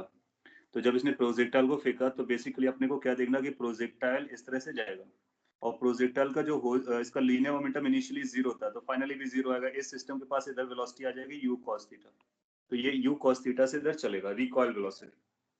ये आपको समझ में आया recoil velocity u cos theta क्यों आएगा, क्योंकि इसने जो बंदे ने वेलोसिटी दी है, एक u sin थीटा दी थी और दूसरा u cos थीटा दी थी। नाउ ये जो वर्टिकल वेलोसिटी थी उसने उसको इंपल्स दिया होगा, तभी ये बंदा ने नीचे नॉर्मल रिएक्शन आई होगी, तो ये डाउन साइड जा नहीं सकता है, वरना इसके पास एक वेलोसिटी नीचे भी आती है। और हॉरिजॉन्टल ट्रैवल कर सकता है, इसलिए इसका कंपोनेंट इधर आएगा। आप देखोगे कि हॉरिजॉन्टल डायरेक्शन में लीनियर मोमेंटम कंजर्व है पूरे सिस्टम। u cos थीटा मैंने बोल दिया इक्वल मास कंसीडर करके, मैं थोड़ा सा चेंज कर देता हूँ क्योंकि इक्वल मास नहीं भी हो सकता है। तो आप ऐसा समझो कि ये वेलोसिटी हमको निकालना है v0 और ये बॉल का मास और इस सिस्टम के मास में लीनियर मोमेंटम कंजर्वेशन लगाएंगे x डायरेक्शन में। इनिशियली जीरो था, फाइनली के लिए लिखेंगे m1 x1 minus m2 x2 और m1 v1 minus m2 v2, velocity की बात हो रही है, ठीक है। सो वो रिकॉइल वेलोसिटी यहाँ से निकाल लिया, आपको ये रिकॉइल वेलोसिटी पता चल गया v। अब कितने टाइम के बाद कितना डिस्प्लेसमेंट चाहिए, तो डिस्प्लेसमेंट के लिए आपको चाहिए वेलोसिटी इनटू टाइम। टाइम कैसे कैलकुलेट करेंगे, जब ये लैंड करेगा तो टाइम ऑफ फ्लाइट निकालेंगे, टाइम ऑफ फ्लाइट पहले निकाल दिया गया। तो टाइम ऑफ फ्लाइट कैसा रहता है, u sin theta upon g, सो ये ये √2 आ गया। अब आपको वेलोसिटी पता चल गया, आपको टाइम मिल गया, तो डिस्प्लेसमेंट निकल आएगा पूरे सिस्टम के एक साथ, अपना आंसर हो जाएगा। Good to know. सो इस तरह से आप देखो कई सारे कॉन्सेप्ट आ रहे हैं, प्रोजेक्टाइल भी आ रहा है और लीनियर मोमेंटम कंजर्वेशन भी आ रहा है, काइनेमेटिक्स का NLM भी। पार्ट भी आ रहा है, NLM भी आ रहा है, NLM भी आ रहा है। इनफैक्ट आपसे ये भी पूछ सकता था कि बताइए इम्पल्सिव रिएक्शन कितनी है और कितने बंदे के नॉर्मल रिएक्शन कितना लगा होगा, तो कई तरह से लिंक करना स्टार्ट हो जा रहा है। और जैसे आप चैप्टर पढ़ते जा रहे हो उसी तरह से क्वेश्चंस थोड़े से डीपर जा रहे हैं, तो सारे कॉन्सेप्ट आपके लिए इम्पोर्टेंट है। Question number 17, I think that's obvious one, maximum elongation का टाइम पूछा है। तो कुछ क्रिटिकल पॉइंट्स होते हैं, जनरली क्वेश्चन उसी के आगे पीछे रहते हैं। मैक्सिमम एक्सटेंशन केस में दोनों की वेलोसिटी बराबर आएगी। अब आपको यहाँ पर ये इशू आ जाएगा वेलोसिटी किधर करना है, तो आप इनिशियल लीनियर मोमेंटम निकालो, जैसे यहाँ निकाला गया। इसमें 2 वाली डायरेक्शन पॉजिटिवली, यानी यही डायरेक्शन पॉजिटिवली है जो कि जनरली हम लोग लेते हैं, तो 9 पॉजिटिव आया, इसका मतलब इसका सेंटर ऑफ मास इस डायरेक्शन में चल रहा है। तो जब एलोंगेशन मैक्सिमम आएगा तब कैसा चलेगा, तब भी दोनों इसी डायरेक्शन में चलेंगे। ये आपको समझ में आया मैंने कौन सा पॉइंट बताने की कोशिश की है कि मैक्सिमम एलोंगेशन में दोनों एक ही डायरेक्शन में सेम वेलोसिटी से चलेंगे, that is a rule. And which direction, whether it is they are going to go plus direction और माइनस डायरेक्शन, तो उसके लिए आपको सेंटर ऑफ मास देखना पड़ेगा। जिस तरफ सेंटर ऑफ मास चलता है, सेंटर ऑफ मास हमेशा उसी तरफ चलता है। इसीलिए मैक्सिमम एलोंगेशन केस में भी जो वेलोसिटीज आएंगी वो सेंटर ऑफ मास की डायरेक्शन में आएंगी। हालांकि इसमें मैंने डायरेक्टली पिक किया तो v की वैल्यू को 1 पता चल गया, अब अपने को वेलोसिटीज पता चल गया, देन आफ्टर k आपको दिया गया मैकेनिकल एनर्जी कंजर्वेशन आप लगाओगे, दैट इज दूसरा पॉइंट, आपको मैक्सिमम एलोंगेशन पता चल जाएगा। सिमिलर टाइप का क्वेश्चन आपको एज अ होमवर्क दिया था, उसमें एक पार्टिकल की वेलोसिटी 0 थी, एक के पास वेलोसिटी थी, यहाँ पे दोनों के पास वेलोसिटीज है। तो ये डायरेक्शंस मैटर, वो आपको वेक्टर के अकॉर्डिंगली यूज करना है। फिर ये एनर्जी लिखा, kinetic energy initially goes into kinetic energy, finally plus some potential energy, and then you write the values, get your answer.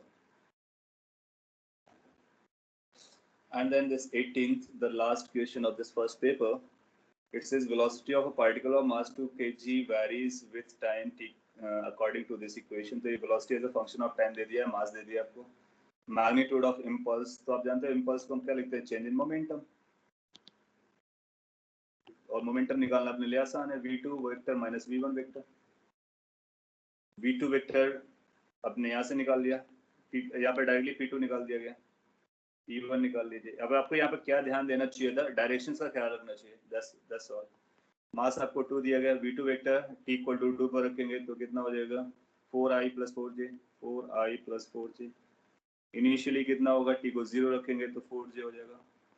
4 से 4 कैंसिल हो गया. 8i आंसर आ गया. मैग्नीट्यूड पूछा था इसलिए 8 मार्क कर देंगे. So in case you have understood the concepts, you'll find ये questions को पढ़ के आंसर तक पहुंचना it's not a big deal. It's a 2-liner questions. और अगर अभी भी आपको issues बन रहा है तो आप फिर से बार बार पढ़ो कि ये impulse क्या बताया गया है और change in momentum क्या होता है, कैसे subtract करते हैं vectors को, फिर कैसे magnitude निकालते हैं. बहुत छोटे-छोटे बहुत सारे points एक साथ इसमें involved हैं. वो आपकी practice की वजह से easy हो गया. So this is how this first paper is done. Any doubt on this first paper, if at all? Sir Yes. Sir वो एचसी वर्मा का वो सॉरी मतलब वर्मा मिस्टर वर्मा का क्वेश्चन एक बार एक्सप्लेन कर दो ना. मिस्टर वर्मा वो 2 पर्सन वाले माथुर एंड वर्मा. ओके. एक लेक्चर में बताए गए क्वेश्चन में डाउट है. बोलिए कौन से क्वेश्चन में डाउट है वो मैं आपको पहले पूरा करता. फिर आपके पास टाइम होगा तो मैं दूसरा पेपर का हिंट देता. सर वो वेरिएबल मास वाला जो चेन वाला अच्छा, था ना वो क्वेश्चन लेक्चर वाला. ओके वेट कीजिए पहले भी इस पेपर को खत्म कर देते हैं. क्वेश्चन सर माथुर वाला कह रहा हूँ. कौन सा क्वेश्चन था वो? सर रॉकेट प्रोपल्शन भी ले लो ना सर. रॉकेट प्रोपल्शन में कई लोगों को कुछ डाउट आ रहे हैं. इंडिविजुअल भी डाउट आए थे 1-2. तो मैं उसके बारे में बोल देता हूँ कुछ पॉइंट्स. माथुर वाला मेरे को नहीं दिख रहा है. क्वेश्चन नंबर बताएंगे प्लीज.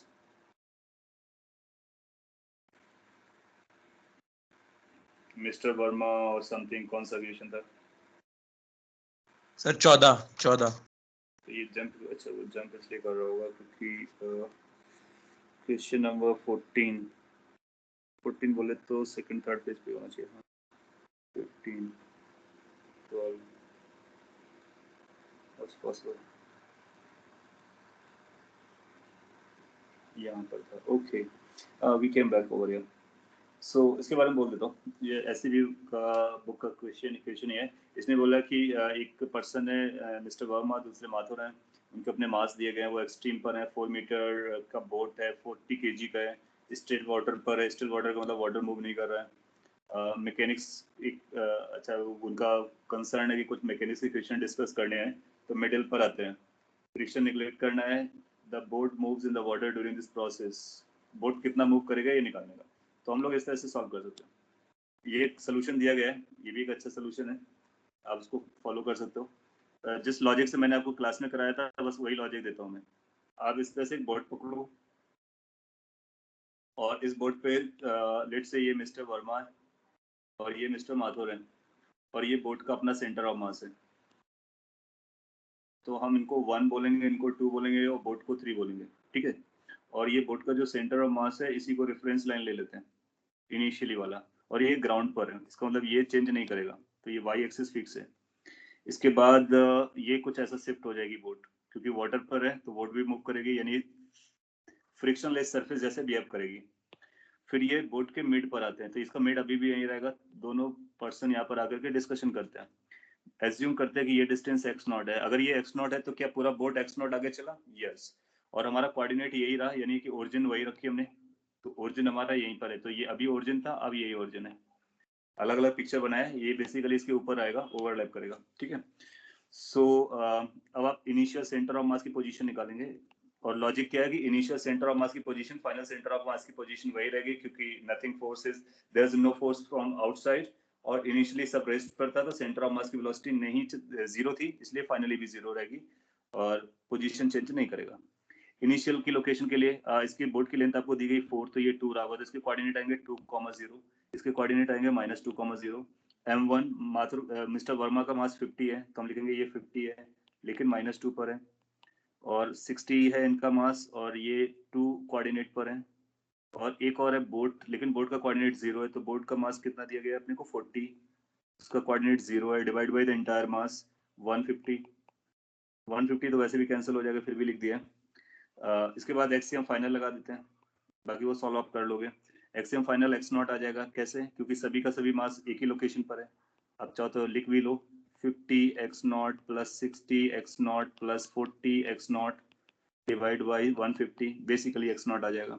तो अपने को x नॉट की वैल्यू पता चल गई, ये जो नंबर है उसको आप सॉल्व कर लीजिए, ये 100 आ जाएगा और ये 120 आ जाएगा, डिवाइड बाई 150 हो जाएगा, है ना। तो ये नंबर कितना बच रहा है? 20 डिवाइड बाई 150, 0 को कैंसिल कर सकते हो, 2/15 हो जाएगा। तो 2/15 मीटर के बराबर आंसर आ जाएगा। फिर ये बोलते हैं कि ये 10n/3 के बराबर है, ठीक है, तो इसको 10n/3 कर दो। 10n/3 what does that mean? देखते हैं क्या मतलब है इसका।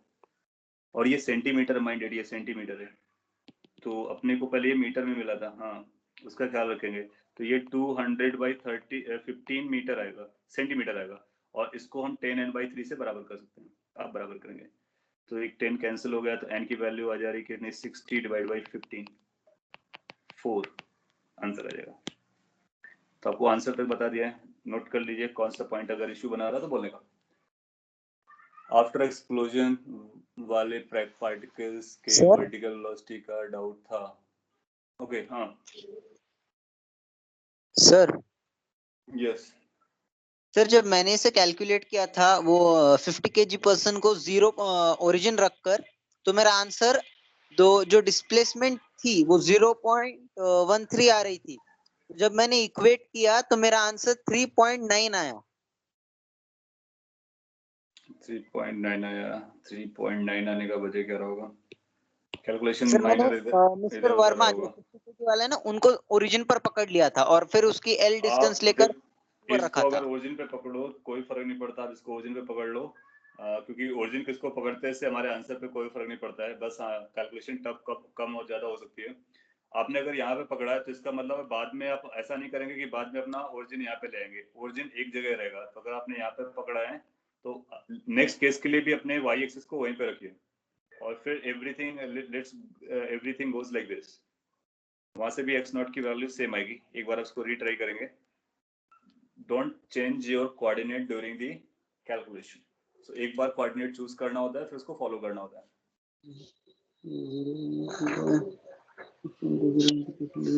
ओके, तो इस पेपर पे किसी को कोई और डाउट बचा है? इस पेपर पे जो पेपर नंबर 1 है, अदरवाइज ये कंप्लीट एनालाइज हो गया।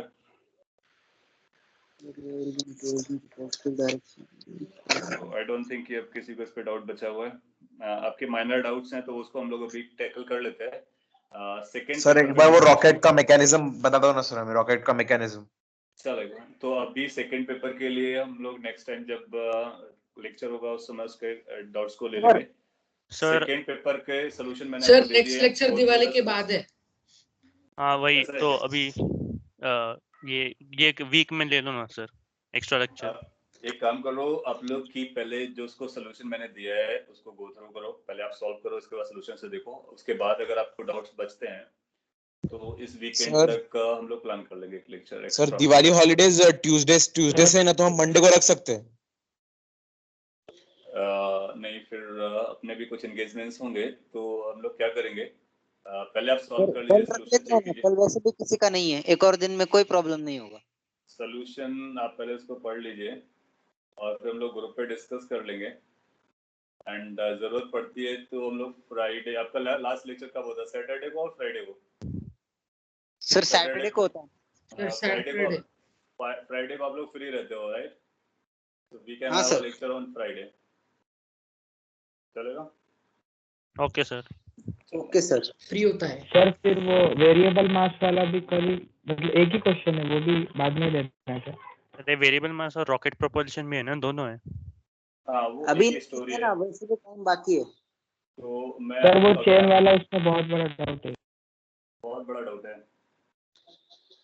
तो चॉइस आपकी है, अगर आप बाद में पढ़ना चाहेंगे तो हम फ्राइडे को उसको और डिटेल में कुछ क्वेश्चंस के साथ करा देंगे। नहीं सर अभी ले लेते हैं, फ्राइडे को बेसिक एडवांस आइडिया का लेना है होगा। तो मैं अभी ले आप देता रॉकेट हूँ। प्रोपोर्शन का बोल दो सर। देखो रॉकेट प्रोपल्शन पे क्वेश्चंस कैसे आएंगे और आपको क्या सीखना है वो मैं बोलता हूँ, और कहानियाँ उसके अंदर बहुत हैं। अगर आपको रॉकेट प्रोपल्शन पूरा सीखना है तो उसके लिए आपको बहुत टाइम चाहिए। ऑफ कोर्स कि जो डीआरडीओ स्टफ करता है वो रॉकेट प्रोपल्शन करता है, उसके लिए साइंटिफिक माइंड और बहुत सारी कैलकुलेशंस करनी पड़ती हैं, इवन ग्रेविटी के वेरिएशंस को और बहुत सारी चीज़ें देखनी होती हैं। बट यस, इस चैप्टर से उसका क्या लिंक है, अपना फोकस सिर्फ उस पर है। तो जब कभी कोई रॉकेट जाता है तो उसके लिए मास को बर्न करना होता है, फ्यूल को बर्न करना होता है, तो इस तरह से वेलोसिटी लेता है। अगर आप उसका इंजन ऑफ कर देंगे तो फ्यूल बर्न गैसेस बाहर आना बंद हो जाएंगी, तो फिर उसकी स्पीड बढ़ना बंद हो जाएगी। तो इसको जो एक्सेलरेटिंग देने वाला फोर्स होता है वो अपथ्रस्ट फोर्स होता है, अपथ्रस्ट, कई बार उसको हम थ्रस्ट बोलते हैं। और एक दूसरा जो फोर्स लग रहा होगा वो ग्रेविटेशन होता है। एयर ड्रैग वगैरह एयर के इन्फ्लुएंस को इग्नोर मारा गया है। तो इक्वेशन क्या होती है, ये इसका एबीडी है, और ये अगर आप एबीडी आपको समझ में आता है, अपना काम हो गया। किसी भी इंस्टेंट पर इसका मास m है ऐसा हम बोल रहे हैं। तो ये किसी भी टाइम की स्टोरी है जब वो ग्राउंड से जा चुका है। अगर अपने को पता करना हो कितने हाइट पर है, किस वेलोसिटी से चल रहा है, यही सारी अपनी इंटेंशंस होती है पता करने के लिए। तो जो सिंपलेस्ट मॉडल है वो मैंने आपके सामने रखा है, और जितना आप जानते हो उसके बेसिस पर। ना इस सिंपलेस्ट मॉडल पे अपने को क्या करना है, एक्सेलरेशन निकालने के लिए क्या बोलना पड़ेगा कि टोटल फोर्स ऊपर की तरफ, टोटल फोर्स ऊपर की तरफ, मास इनटू एक्सेलरेशन। नाउ अब में से कुछ लोगों को ये डाउट है कि हम टोटल फोर्स को मास एक्सेलरेशन कैसे बोल सकते हैं। बिल्कुल लॉजिकल पॉइंट है। हम लोगों ने यहाँ से स्टार्ट किया था F is equal to ma plus v dm/dt, ये पूरा पॉइंट है। लेकिन ये F नेट नहीं है, इसको मैंने F एक्सटर्नल कहा था। F एक्सटर्नल की वैल्यूज में दो टर्म आते हैं, ये और ये। और जनरली हम इस तरह के equation F equal to ma से काफी वाकिफ हैं, और काफी क्विकली हमारे दिमाग में वही आता है। तो हमने उसके लिए क्या किया, इस वाले फोर्स को, कंपोनेंट को हमने इसके साथ मर्ज कर दिया, just for the sake of simplicity. आप इस तरह से लगाएंगे कोई प्रॉब्लम नहीं, आपको वही आंसर्स मिलेंगे, सारा कुछ वही होगा। तो अगर आप इस टर्म को इधर लेके आते हो तो आपके पास दो फोर्स ऐड हो रहे होंगे, एक जो एक्सटर्नली लगने वाले फोर्स हैं ऑलरेडी, और एक फोर्स और ऐड हो रहा होगा। सिंस हम लोग वेक्टर में एडिशन वर्ड यूज करते हैं तो इसलिए वो ब्रैकेट में माइनस रख दिया है। वेक्टर्स में हमेशा हम एडिशन टर्म यूज करते हैं, सब्ट्रैक्शन बहुत रेयरली यूज होता है। तो ये ma बन गया। इसका मतलब एक्सटर्नल फोर्स के साथ अगर हम एक और फोर्स ऐड कर देते हैं जो मास वेरिएशन, अब देखो पूरी स्टोरी में जो मास का वेरिएशन है वो केवल इसी टर्म में है, बाकी किसी में मास का कोई वेरिएशन नहीं आएगा। Are you writing something? हाँ मैं बिल्कुल लिख रहा हूँ, आपको दिख नहीं रहा है कि क्या? आई थिंक दिखना चाहिए स्क्रीन में। Is it visible to some of you, और किसी को भी विजिबल नहीं है? नहीं सर, विजिबल है। हाँ सर दिख रहा है हमें। तो नीनान आप एक बार वो कर सकते हो, लाइक रिफ्रेश कीजिए और समथिंग लाइक जो भी काम करता है। एनीवे, सो जो पॉइंट था मैं उसको कैरी फॉरवर्ड करता। तो जो वेरिएबल इस पूरी इक्वेशन में जो वेरिएबल मास का कंपोनेंट है या पार्ट है वो ये टर्म है। उस टर्म को मैं इस साइड लेके आ गया और इसको बोला कि ये नेट फोर्स है। राइट, तो अपने जो लैंग्वेज है उस पे जो नेट फोर्स आ रहा है, that net force is using this force as well. Now ये एक्सटर्नल फोर्सेस क्या होते हैं? mg, normal reaction, friction, tension, spring force, वो सारी स्टोरी आप जानते हो। ये क्या होता है? काइनेमेटिक्स से आप जानते हो। This is the new member, and this new member is because of variable mass. तो इस मेंबर को हमने एक नाम दे दिया, अब थ्रस्ट यूपी बोल सकते हो, टी बोल सकते हो, कुछ भी नाम दो। आपको जो मटेरियल दिया गया उसमें टी वर्ड यूज किया तो मैंने उसी को फॉलो कर लिया। तो ये अब थ्रस्ट बोल सकते हो, तो ये थ्रस्ट फोर्स हो गया ना। तो अपने को थ्रस्ट मिल जाएगा, बाकी सारे फोर्स मिल जाएंगे, तो हम ये इक्वेशन लगा सकते हैं। इसका मतलब हम इक्वेशन इस फॉर्म में कभी भी लिख सकते हैं। अब एफबीडी बनाते हैं, ये एफबीडी हो गया। अब आपको याद रखना होगा जब हम एफटी लिखेंगे तो एफटी को लिखेंगे क्या? एफटी को लिखेंगे माइनस वी dm/dt। उसको हमने और इंश्योर किया कि ये वी नहीं है, ये रिलेटिव वेलोसिटी है। So v is basically relative velocity of the mass which is getting away. ये dm mass है जो बाहर जा रहा, उसकी velocity इसके रिस्पेक्ट में उसको निकालना होता है। So that's a relative, इसका मतलब यहाँ पे relative velocity का भी ख्याल रखना होता है अपने को। तो ये एक एक्स्ट्रा फोर्स हो गया, इसको यूज कर लेंगे। तो इन दो पॉइंट्स को समझने के बाद अब इसकी इक्वेशन बनाना आपके लिए बहुत आसान है। आप क्या लिखोगे? ft फोर्स ऊपर की तरफ माइनस mg नीचे की तरफ is equal to mass into acceleration, that's equation. इसके बाद आपने क्या किया? सर आपने ft की वैल्यू यूज की, सॉल्व किया, एक आंसर आ गया जिसमें मास, एक्सेलरेशन और वेलोसिटी दोनों के एक्सप्रेशन आपको पता चल गया। यस सर ये अभी वाला समझा नहीं मुझे, प्लीज फिर से बताइए ना। आई होप कि आप लोग इस चीज से वाकिफ हैं कि ये क्या है। ये rate of change of linear momentum से आता है, और उसी को लीनियर मोमेंटम की डेफिनेशन लग दी एम वी डबल डिफरेंस, ये जो चेन रूल, कौन सा रूल होता है? प्रोडक्ट रूल होता है। प्रोडक्ट रूल आपने वहां पे लगाया, उसको रिकॉर्डेड लेक्चर में बताया भी है। फिर ये इक्वेशन होती है। अभी तक हम इस टर्म को यूज नहीं करते थे क्योंकि मास हमारा जीरो कांस्टेंट रहता था, डीएम बाई डी जीरो रहता था। जब कभी मास वेरी करेगा तो हमको इसको यूज करने का, चाहे वो रॉकेट हो या चेन हो, फिर डस्ट गिर रहा हो। आपने अभी लास्ट डीपीपी देखा होगा, तो लास्ट डीपीपी में हमने एक क्वेश्चन दिया था आपको, जिसमें एक प्लैंक जा रहा है, ऊपर से सैंड गिर रहा है। तो that's also a variable mass case, right? तो उसमें अपने को ये टर्म को इंट्रोड्यूस करना है। How we will decide of ft, हाँ उसके लिए मैंने साइन डिसाइड करने के लिए बारे में बोला, और दोनों बातें बोली हैं। तो साइन डिसाइड करने के लिए हम लोग क्या करते हैं, पहले रिलेटिव वेलोसिटी देखते हैं, इसके रिस्पेक्ट में आएंगे। तो इसकी जो भी वेलोसिटी होगी वो रिलेटिव इधर आ जाएगी, तो टोटल रिलेटिव वेलोसिटी इधर आ जाएगी, है ना?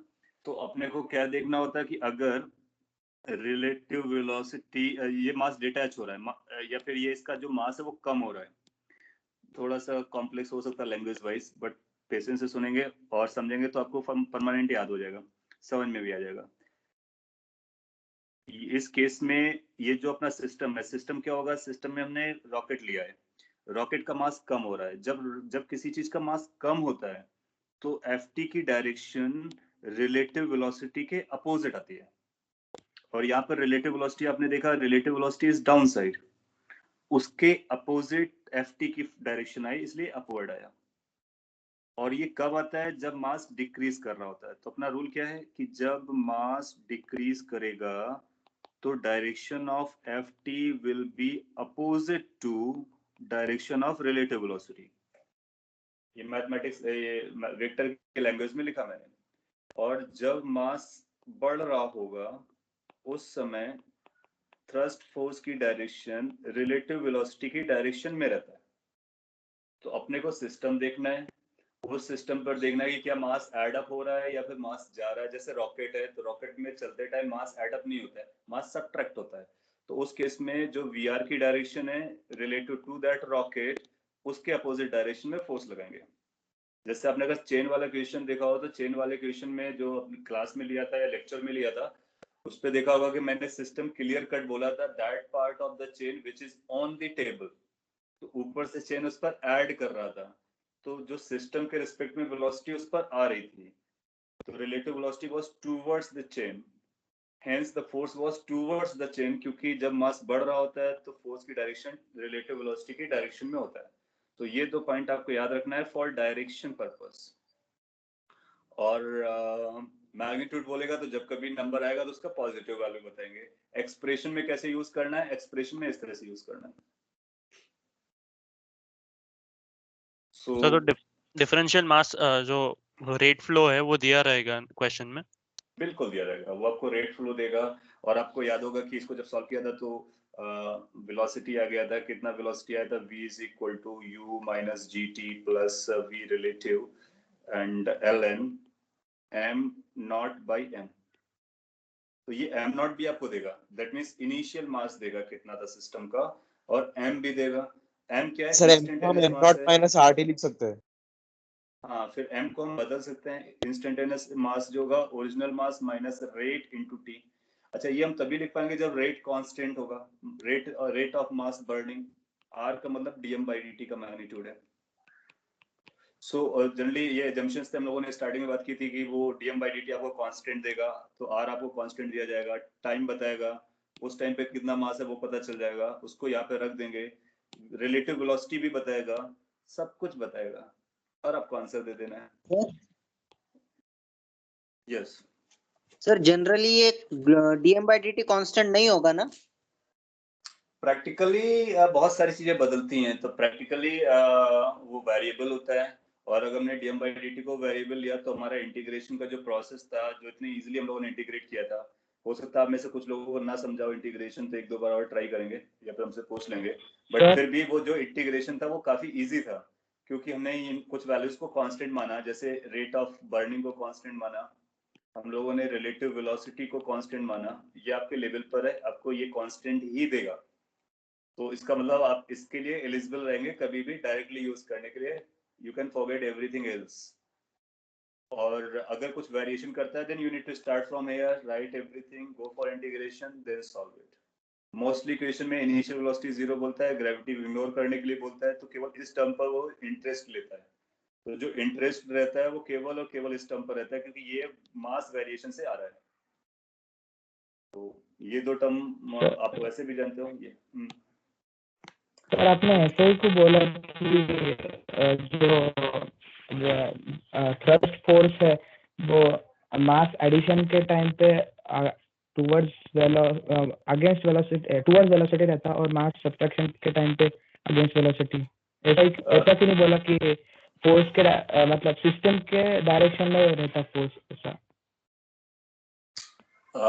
वो दोनों पार्ट को अलग अलग करने के लिए, ताकि आप ये भी समझ पाए कि कुछ केसेस में मास एडिशन होता है, कुछ केसेस में मास सब्ट्रैक्शन होता है, और अपना पर्पस था ये सिस्टम को देखना, तो सिस्टम पर फोर्स दोनों केस में उसके आगे की डायरेक्शन में आ रहा है, बट दो केस हो सकते हैं, तो ये बेसिकली दो केस दिखाने की कोशिश कर रहा है, और उसको एक बहुत बेसिक एग्जांपल से बताया भी कि जैसे आपका ये कोई बॉल है या ऑब्जेक्ट है, दो पार्ट में डिटैच हो जाता है, तो कौन से पार्ट को आप फोकस कर रहे हो, वो दूसरा पार्ट कैसे फोर्स लगाएगा, वही ये थ्रस्ट फोर्स है। क्योंकि जब जैसे आपने एक्सप्लोजन वाला केस देखा कि प्रोजेक्टाइल ऊपर जाके फटता है, तो उस पे क्या होता है, जब एक पार्ट अलग होता है दूसरा पार्ट अलग होता है, तो दोनों एक दूसरे को पुश कर रहे होते हैं।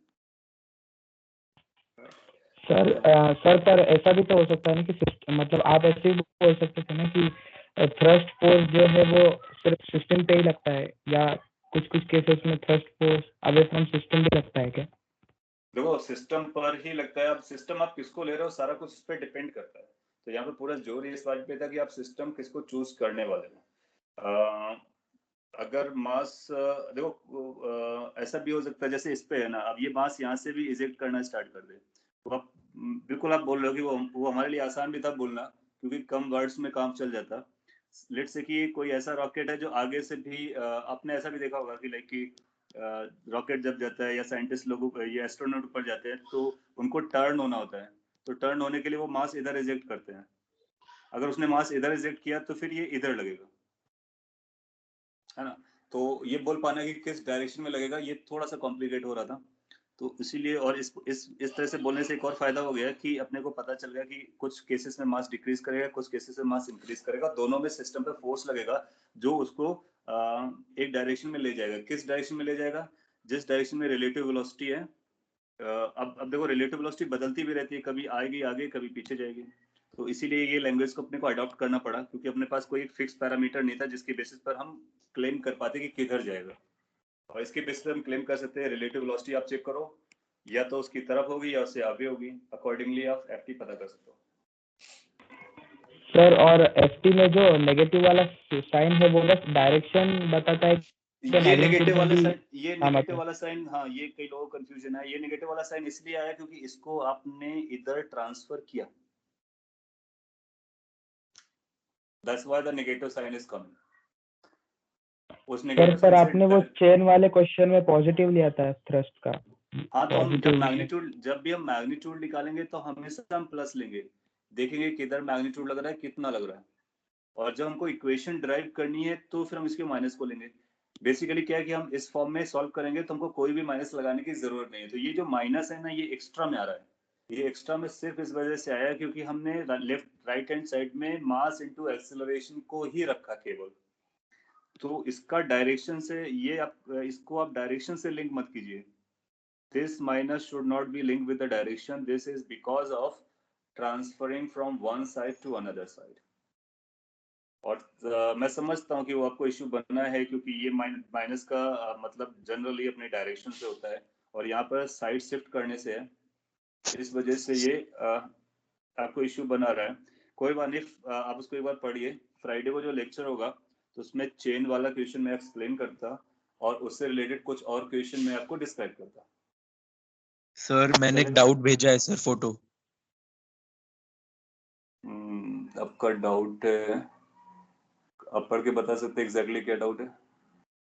सर अच्छा, एक तो फिगर पर एक फिगर का इसमें आपको जो भी थ्योरी दी मतलब क्वेश्चन की जो लैंग्वेज है वो बताता हूँ सर, वो इमेज मैंने आपको भेजी है। ये क्वेश्चन नंबर 2 की बात कर रहे हो? नहीं सर, क्वेश्चन 3 की मैंने 2 भेजे सर, एक्चुअली वैसे साइड में है दोनों। ओके, एक काम करते हैं कि इस पे आपको कोई अगर आपने सॉल्व किया है, कोई कॉन्सेप्चुअल इश्यूज आ रहा है तो बोलो, मैं आपको एक्सप्लेन कर देता। और अगर आप इसको सॉल्व करने की बात कर रहे हो तो बेटर है कि आप इसको ग्रुप पे डाल दो, मैं सॉल्व करके आपको इसका सोल्यूशन सेंड कर देता। सर वो रीओरिएंटेड जो पॉलीगॉन जो रीओरिएंट किया हमने जो पॉलीगॉन को, उसका सेंटर ऑफ मास कैसे डिसाइड करें विद रिस्पेक्ट टू ग्राउंड? अच्छा, ये कुछ वैसा है जिसमें बहुत सारी फिगर्स दी गई होंगी और आपसे पूछा होगा कि उनका सेंटर ऑफ मास, वो सारी कहानी बताओ, है ना? हाँ सर। ये क्वेश्चन अभी एग्जाम में आया हुआ था, JEIT का है। तो हाँ सर। कुछ लोगों ने पूछा भी है, तो बाकी लोगों को भी इशू करेगा जब कभी सॉल्व करेंगे। तो उसके लिए जो क्रक्स पॉइंट है वो मैं बताता आपको, बाकी स्टोरी आप पता कर लोगे सेंटर ऑफ मास पता करने के लिए। पॉलीगॉन हम लोगों ने बहुत सारे स्ट्रक्चर के बारे में पढ़ा है, पॉलीगॉन के बारे में नहीं पढ़ा। जैसे रेक्टेंगल होता है, पेंटागन होता है, हेक्सागन होता है, ऑक्टागन होता है, इसी तरह से पॉलीगॉन होता है। तो अपने को क्या करने का, एक सेंटर पकड़ने का, और लेट्स से ये पॉलीगॉन के लिए सर्कम सर्कल है, तो उसके लिए अपने को ये जानने का कि ये कितना एंगल सबटेंड करता है यहाँ पर, ये एंगल। तो अगर इसमें n साइड्स हैं, ये लेट्स से 1 है, 2 है, इधर कोई लास्ट में आ रहा है, ये nth साइड है, n साइड्स हैं, तो ये टोटल पार्ट होगा 2 पाई एंगल। तो 2 पाई एंगल को आपने कितने में डिवाइड किया, n पार्ट में डिवाइड किया, तो ये total angle 2 pi by n बनता है। अगर ये 2 पाई बाई n बना तो अपने को फिर इसका रेडियस वगैरह से लिंक करना पड़ेगा, तो इसको आप सेंटर से मिला दो इसके, और ये 90 डिग्री हो जाएगा। ये रेडियस होगा और ये साइड का a/2 होगा, लेट्स इसकी साइड a है, टोटल a है, तो हाफ a/2 हो जाएगा। और ये एंगल हाफ आप पकड़ोगे तो 2 pi by n/2 that is pi by n हो जाएगा।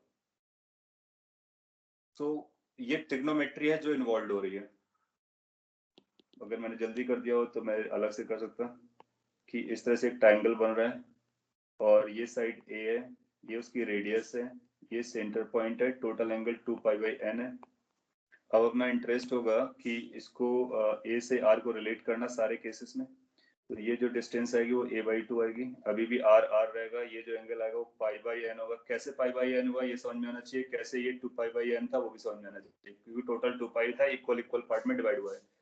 तो फिर यहाँ से cos sin tan जो भी लगाना हो वो आप लगा सकते हो। जैसे अगर आप साइन लगाओगे तो साइन पाई बाई n की वैल्यू कितनी आ जाएगी, sine pi by n is going to be equal to a/2 divide by r।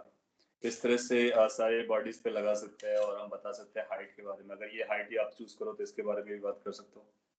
तो ये मैथमेटिक्स वाला पोर्शन आपको लगाना है, बाकी फिर centre of mass depending on the geometry पता करना है। सर अगर हम मतलब n is equal to 3 put करें ट्रायंगल के लिए सर, तो उसमें एक्चुअली वो दो ऑप्शंस मैच करते हैं, इसलिए वो डाउट आ रहा था। मतलब अगर हम ट्रायंगल का निकाले सर और फिर ऑप्शन से चेक करें ना, तो फिर दो ऑप्शंस मैच होते हैं, इसलिए चलेगा। तो उसके लिए इसकी अगली फिगर ये दिख रही है,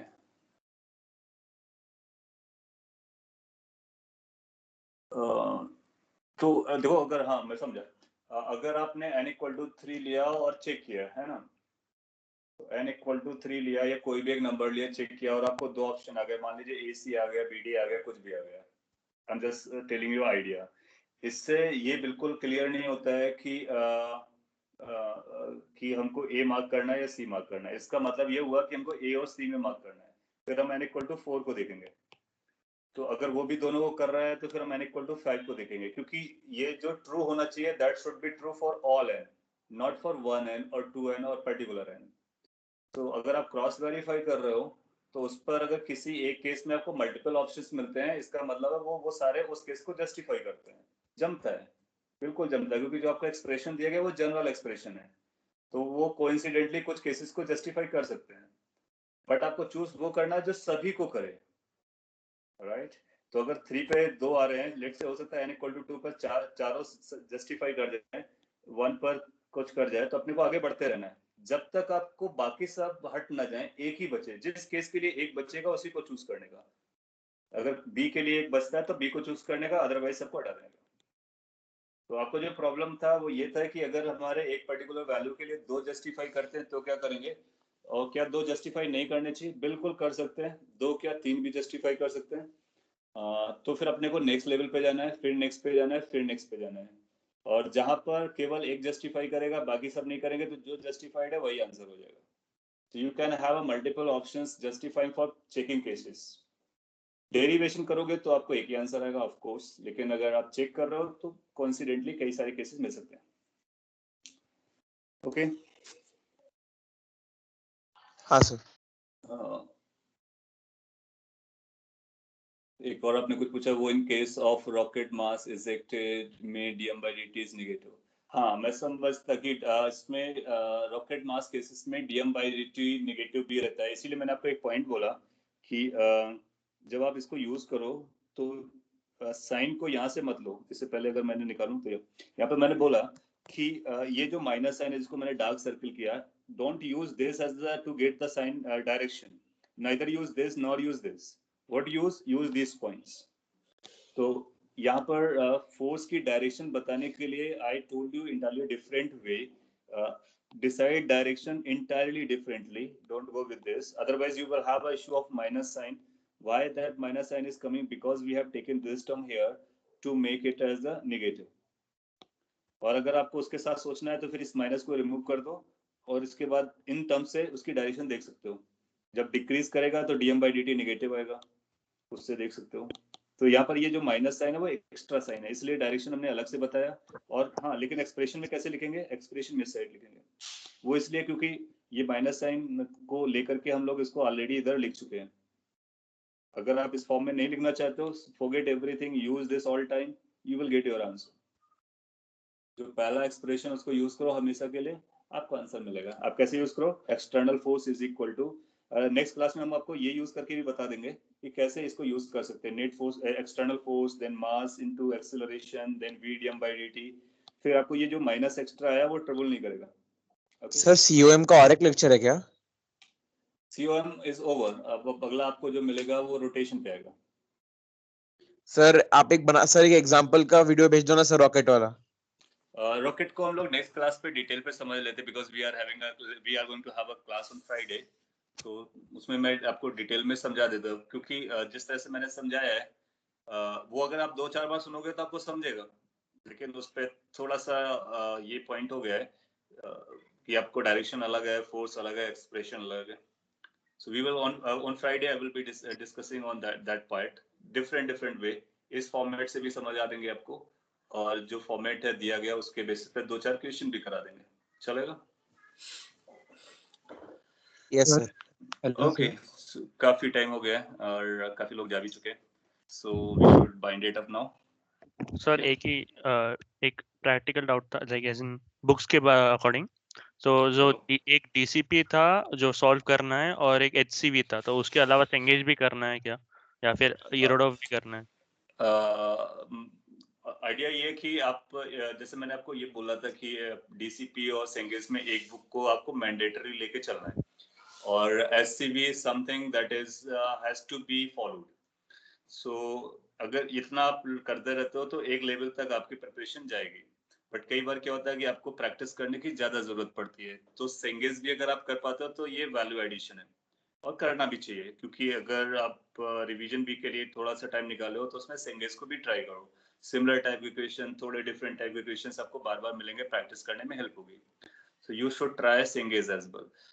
आई सजेस्टेड कि अगर आप पैरेलली नहीं चला पा रहे हो दोनों बुक्स को, तो एक को टाइम लैग के साथ चलाओ, चलता है, बट करना आपको सॉल्व दोनों है। उसके बाद आपको मेंस और एडवांस लेवल की काफी सारी प्रैक्टिस हो जाएगी। अगर आप वो कर पाते हो कंफर्टेबली, आपके पास टाइम बचता है, तो आप इरोडो को साइड पे सॉल्व करना स्टार्ट कर दो, बट मेक श्योर कि you are comfortable with these things, क्योंकि अपनी प्रायोरिटी में पहले ये बुक्स हैं। JEE main, JEE advance paper, they are not so difficult कि वो इरोडो से आते हैं, बट इरोडो में कुछ क्वेश्चंस काफी अच्छे हैं मोस्ट ऑफ द क्वेश्चन उतने रेलेवेंट नहीं है जो अपने एडवांस और मेंस के लिए है, तो क्योंकि वो ग्रेजुएशन से रिलेटेड बुक है, तो वो तभी आप करो जब आप कंफर्टेबल हो जाओ इन बुक से, ठीक है। सर वो चेन वाला डाउट था, क्या करें? We will take it on Friday, so we will be assigning a class on Friday and chain variable mass along with the rocket. Sir वो अगर सेंगेज बहुत बड़ी बुक है सर, फिर उसके सिर्फ इलस्ट्रेशंस करने या फिर सिर्फ एक्सरसाइजेस, क्योंकि बहुत टाइम लगता है करने में। आपके पास टाइम भी तो है ना, आप आगे बढ़ते जा रहे हो, पुराने चैप्टर्स का आपको रिवीजन भी करते रहना है, तो सेंगेज को आप ऐसे लगाओ कि ये बैकलॉग बुक है, तो उसको बैकलॉग के साथ चलाते रहेंगे, तो ओवर द टाइम उसको सॉल्व करते रहो। और उसके जितने भी एक्सरसाइज है, अच्छी खासी एक्सरसाइज है, उसके क्वेश्चंस काफी अच्छे हैं और वो आपको बहुत बेनिफिशियल है। इरोडो जितना फायदा नहीं करेगा उतना सेंगेज करेगा पहले लेवल के लिए। इरोडो का तब फायदा है जब आप सेंगेज कंप्लीट कर लेते हो, then you try Irodov, you will find कि वो फिर जमना स्टार्ट करेगा। सर सेंगेज में थोड़े बहुत सारे क्वेश्चन तो इरोडो से ही कॉपीड है। वो सब बेसिकली क्या है, सेंगेज एक ऐसा बुक बनाया है कि जिसमें सभी रिसोर्सेज से क्वेश्चंस को इकट्ठा कर दिया है। सो अगर आपने सेंगेज लगा लिया तो इसका मतलब आपने बहुत सारे कोचिंग्स का, बहुत सारी बुक्स का कंटेंट लगा लिया है, इसलिए सेंगेज में बहुत सारे क्वेश्चंस हैं, बहुत बड़ी बुक दी गई है और अच्छे क्वेश्चंस हैं। तो अगर आप सेंगेज प्रॉपर्ली करते हो तो आपको खुद ही कॉन्फिडेंस आ जाएगा। उसके बाद एरोडो लगाओगे, काफी सारे क्वेश्चन आपको ओवरलैप मिलेंगे और आइडियाज भी ओवरलैप करते हुए मिलेंगे। So that's why I'm saying go for this like SCB, then ये पांडे जी की जो बुक है डीसी की, उसको आप पैरेलल चलाओ, सेंगेज को ओवर द टाइम चलाओ। अगर वो कर लेते हो, आप ज्यादा एफर्ट दे पाते हो, देन गो फॉर एरोडो एंड क्रोटो। क्योंकि ये भी ऑब्जर्व किया गया बहुत सारे क्वेश्चन उस पर बेस्ड आते नहीं है एग्जाम में, इवन एडवांस में भी बहुत कम आते हैं। तो आपको अगर जेई एडवांस मेन का टारगेट है तो जो पहले बुक्स बताई गई हैं they are primary to solve. Okay, is that okay if to everyone and should we stop now? Sir वो एक्सप्लोजन का वर्टिकल वेलोसिटी बताओ ना, 1D में एक्सप्लोजन का वर्टिकल वेलोसिटी बताओ ना 1D में। ओके, तो आपको जो क्वेश्चंस का इशू रहा है हम लोग फ्राइडे को डिस्कस कर लेंगे। अगर आपको छोटा मोटा इशू है तो आप कॉल करके भी पूछ सकते हो। आई विल बी गाइडिंग यू कि कहाँ पर आपको इशू आ रहा है वर्टिकल वेलोसिटी में, कौन सा पॉइंट आपको नहीं समझा, I will let you know. Okay, आप सेंगेज का पीडीएफ दे सकते हो। बेटर होगा कि आप उसका मेंस और एडवांस का जो बुक आता है वो ले लो, क्योंकि हमारे पास जो पीडीएफ है वो केवल मेन लेवल का है, एडवांस का अभी तक सर्च नहीं किया है। So you just purchase a book that contains JEE main as well as JEE advanced both. Okay. और परचेज वैसे भी करना पड़ेगा आपको, तो बेटर है कि हार्ड कॉपी सॉल्व करोगे तो उससे ज्यादा इफेक्टिव रहेगा। सर वो 2-3 डीपीपीस के सॉल्यूशन पोस्ट करना बाकी है। उसके सोल्यूशन अभी बनाने हैं, सो जैसे मेरे को टाइम मिलता है तो उसको बना करके मैं आपको पोस्ट करता हूँ। आपने वो नंबर भेजा है, so I will do that over the time. ठीक है, हाँ सर। Okay, thank you everyone then.